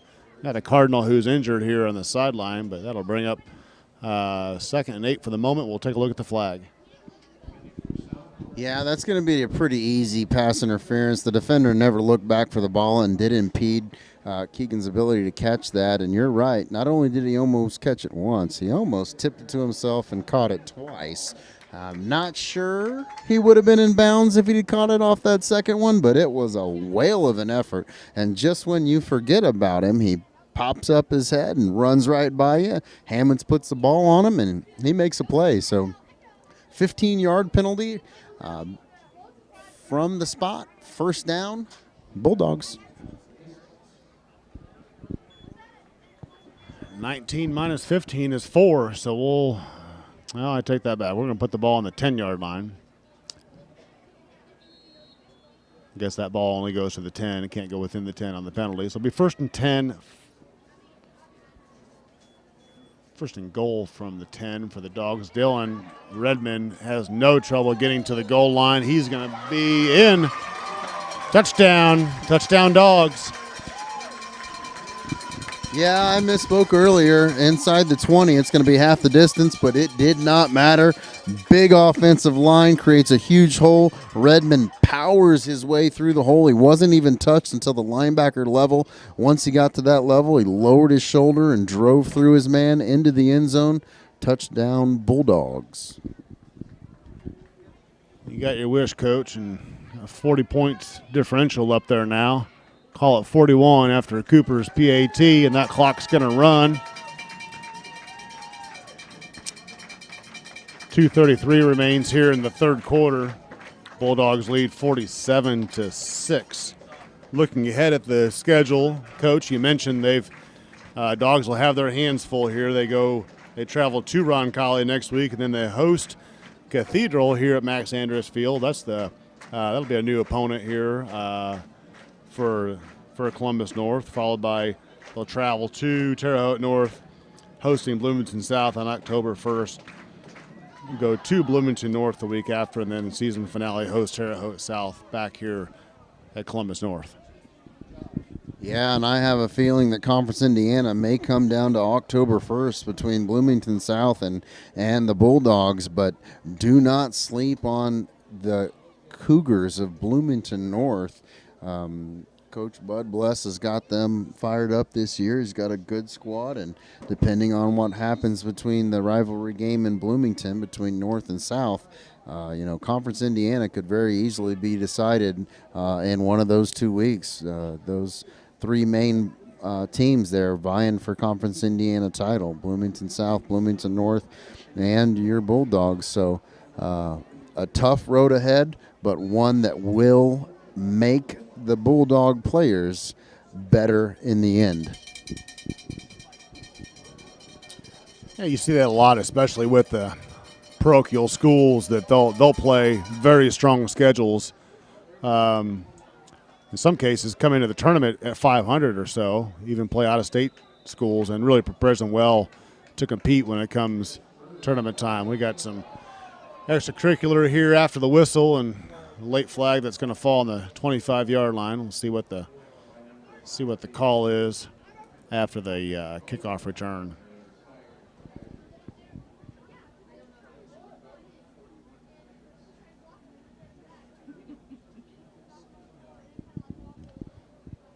Whatever it is, Coach Bless respectfully disagreed, it seems.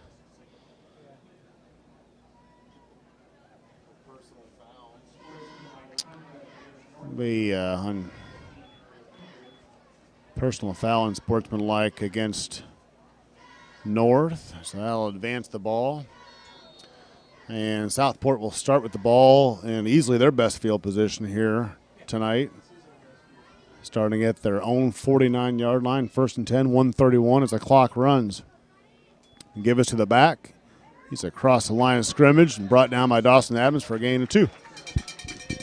Yeah, Coach Bless is not going to be happy with that penalty that sets up Southport with great field position, but hopefully the defense can respond and get another stop.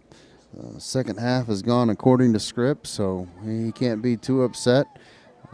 Second and long for the Cardinals.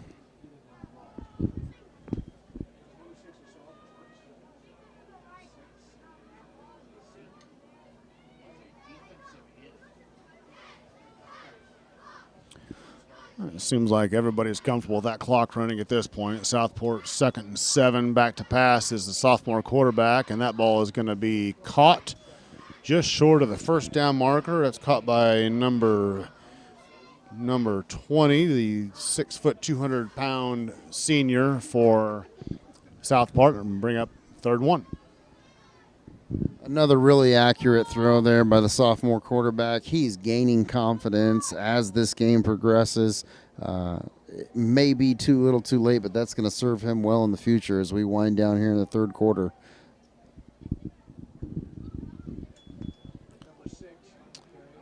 And give us to the back here again. I believe that's a new running back that we haven't seen yet. Curry, the 5'9", 180 senior for Southport. Should be good enough for a first down, but the quarter expires, and we'll head into the 4th quarter with a 47-6 lead here by the Bulldogs.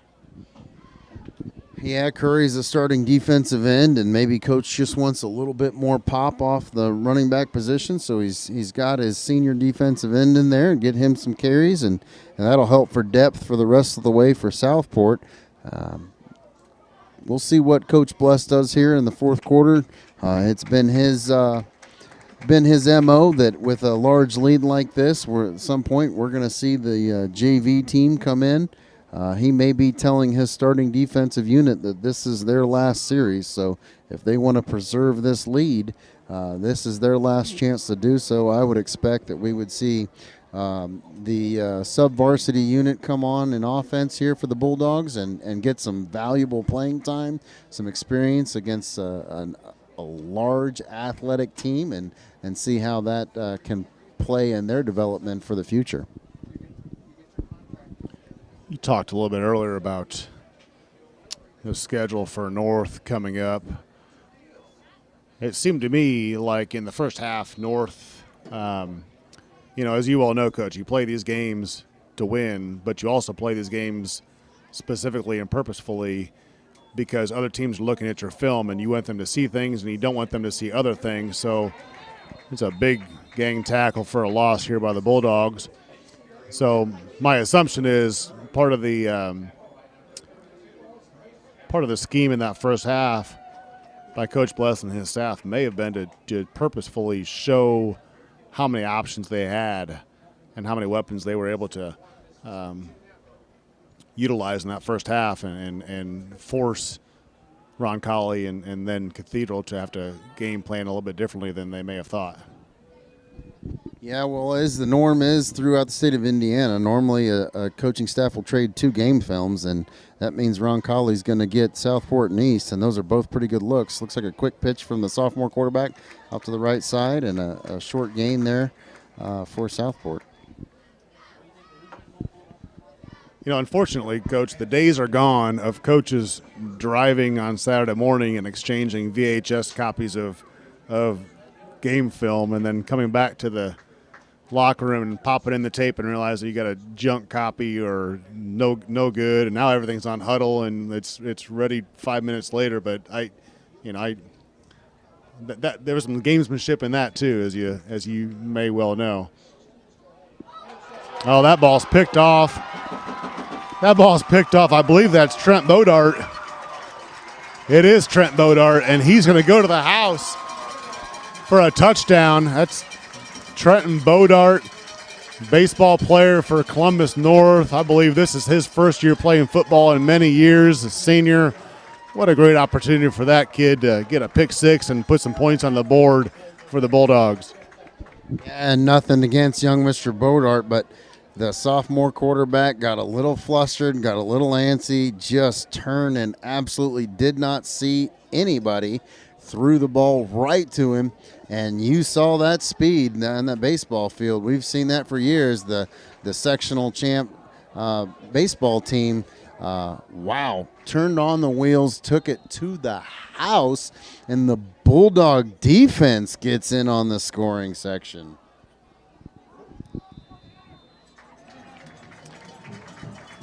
It's a great way to finish out the game here for Trent. He I wasn't going to name his name earlier, but he's the one that had the blown coverage earlier that Coach Bless had a couple words with and pulled him out. So what a great display of him having a high level of confidence and not being shaken, and go out there and redeem himself for pick six and a tremendous play here for the Dogs. It's now 54-6 after the good PAT.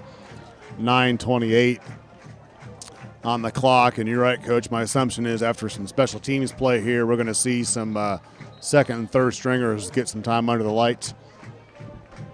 Yeah, that's always an exciting thing for those young sophomores to come on out onto the field in front of the home crowd and show what they've got, show the future for the Bulldogs is bright. Just another example of how those multi-sport athletes can come out and really help your team.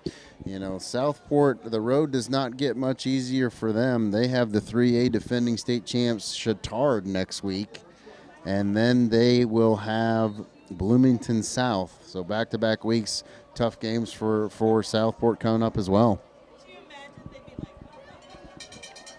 A lot of energy on this Bulldog sideline right now. Kicks away pretty consistently, puts that ball on the 8-yard line. He's going to take the ball off the sideline this time to get across the 30-yard line. Continued good coverage there by Columbus North, and I believe you're right. I think we've got second stringers and maybe JV number 1D on the field for North. Yeah, back in my day, we didn't have all this beautiful field turf. We would call that squad the clean shirt squad. Coming out to get some really good moments.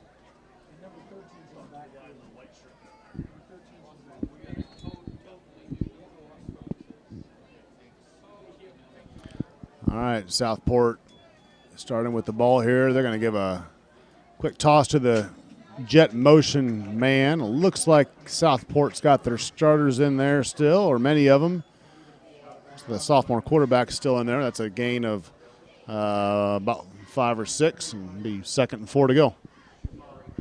Yeah, I'm not sure Coach brought any more quarterbacks on the bus. When you bring the senior and the sophomore's played the whole game, he's probably going to finish it out, and that's just a quarters thing. IHSAA only lets you play 5 quarters in a week, and he probably doesn't want his other quarterback to come out and maybe get dinged up for the JV game.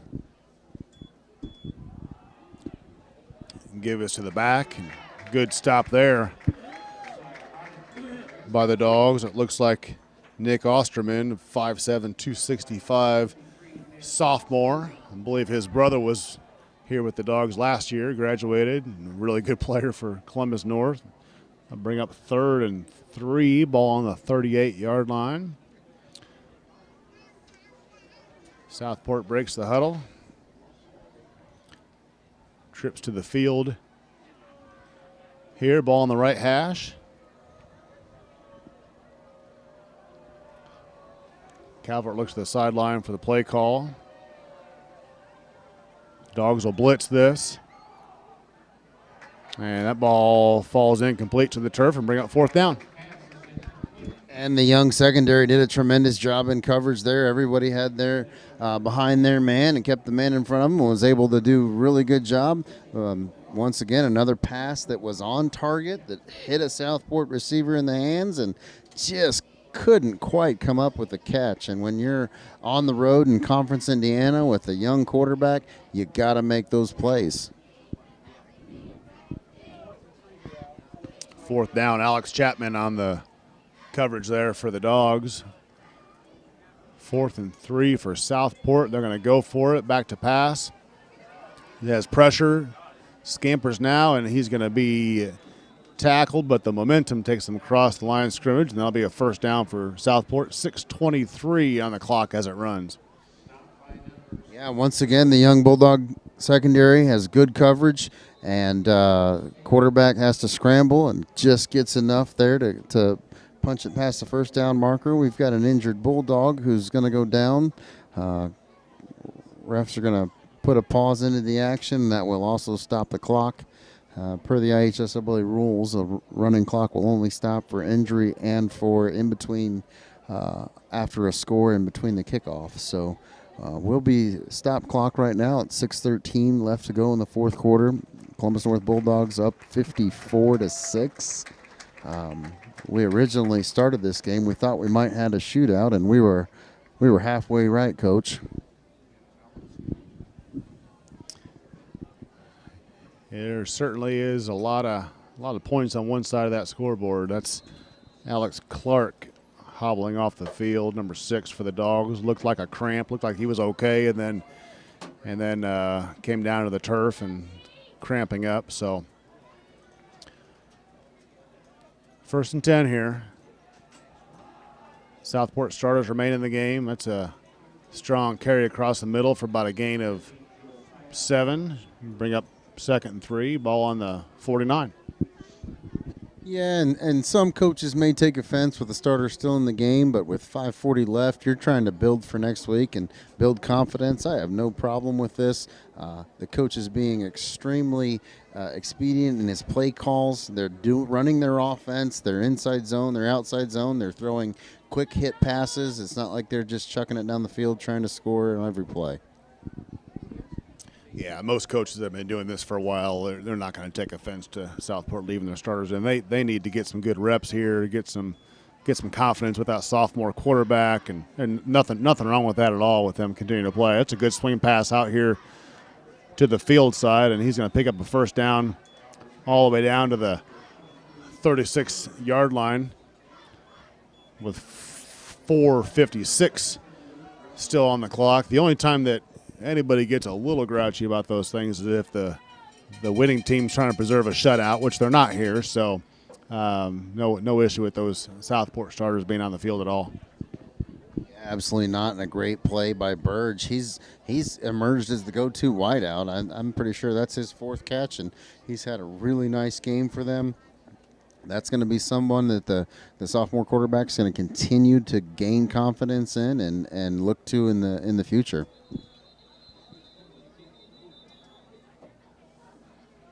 Looks like a quick timeout called there by Southport coach. Didn't like what he saw, decided he's going to talk about it. Even in these late game situations, with the score the way that it is, lopsided on one way, he's still going to coach his team and hold them to the standard that he expects. And that's the only way that anybody can expect their team to progress and get better, is if you set the expectation and you adhere to it. Coach, you coached at Hobart and coached in the Bricky Bowl, and I grew up there and played in the region and played in the Bricky Bowl. and those teams up there. How do those games differ in the region compared to what you've experienced here in South Central Indiana and Indy Metro? The region's its own world. It's football obsessed, as you know. Football is basically the biggest thing going in the city of Hobart on Friday nights, and it's tradition, it's expectation.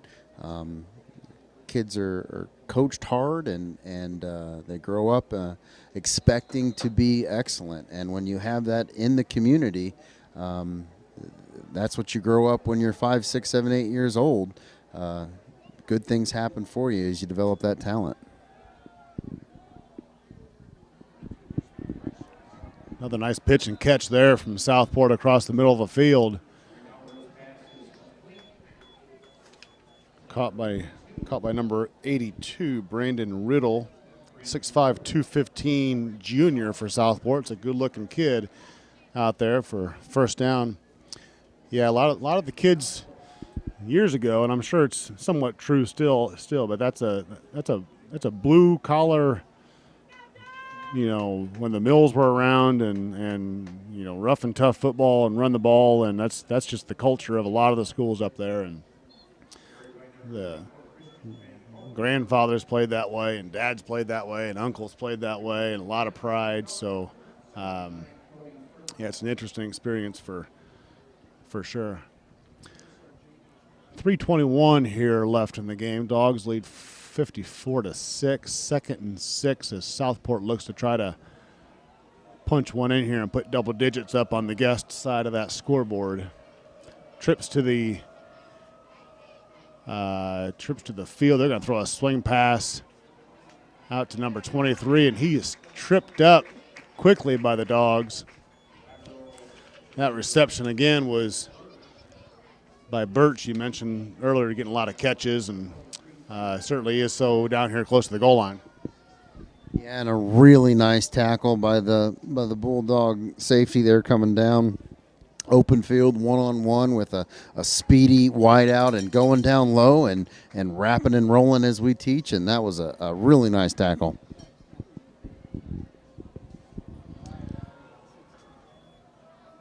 Give us to the back here for the Cardinals. He's got room to go. He's scampering across, and he's going to score. That's the leading rusher coming into the game, who's only had a handful of carries today. That's Van Valkenburg, 195.9 junior, punches it in for Southport. As the clock runs, the scoreboard reads 54-12 Dogs.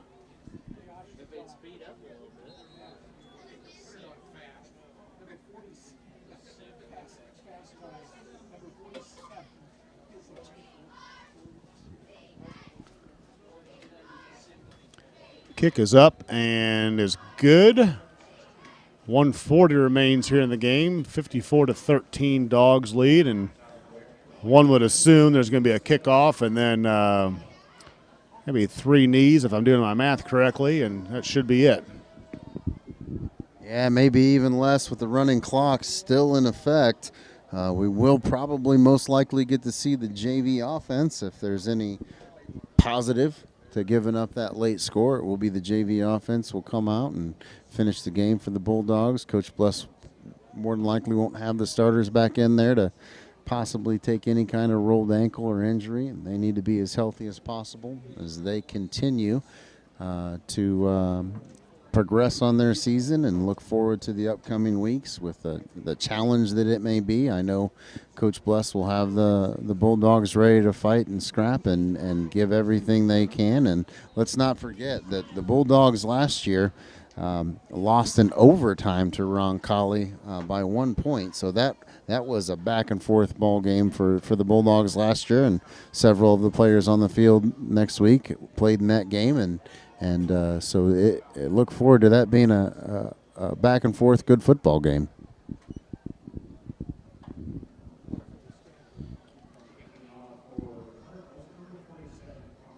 It looks like they've got 2 regular formations up here, and maybe not anticipating an onside kick, but alert if there is one.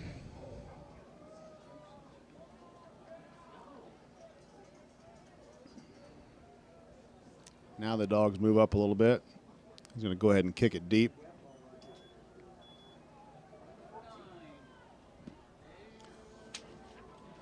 It's number 9 for the Dogs. That is Matthew Hager who returns it, and great textbook containment there by at Southport. I didn't catch the number, but did a great job what you're supposed to do to contain. And, yep, I think you are correct. We're going to see a JV offense out there. We'll see if they run a few plays or if they just take a knee. 1:10 on the clock as it clicks away. It's Hudson Elwood in there, quarterback for the Dogs. He's in the gun. They are going to run a play, pull a guard. It's a good carry across the middle. Hudson Elwood's a 6', 170 sophomore for the Dogs. Yeah, bread and butter going there with the guard pull and running power, and this is what the Bulldogs do. So young Bulldogs getting a chance. Elwood again on the keeper. Oh, ball's on the turf, but he's able to recoup, and the clock keeps running with 28 seconds away. Looks like that'll be it. Coach Bless is on the field, telling him to stay in the huddle, and the clock runs down. That's how we're going to end this one. Finals 54-13 here at Max Andrews Field. Dogs are on the road next week, but we'll be back here again when they host Cathedral. As Coach said, should be a good one. Coach Clark, thanks for joining and all your research and the color today. Appreciate the time. Thank you. I appreciate it, and everyone drive safe. Have a great night.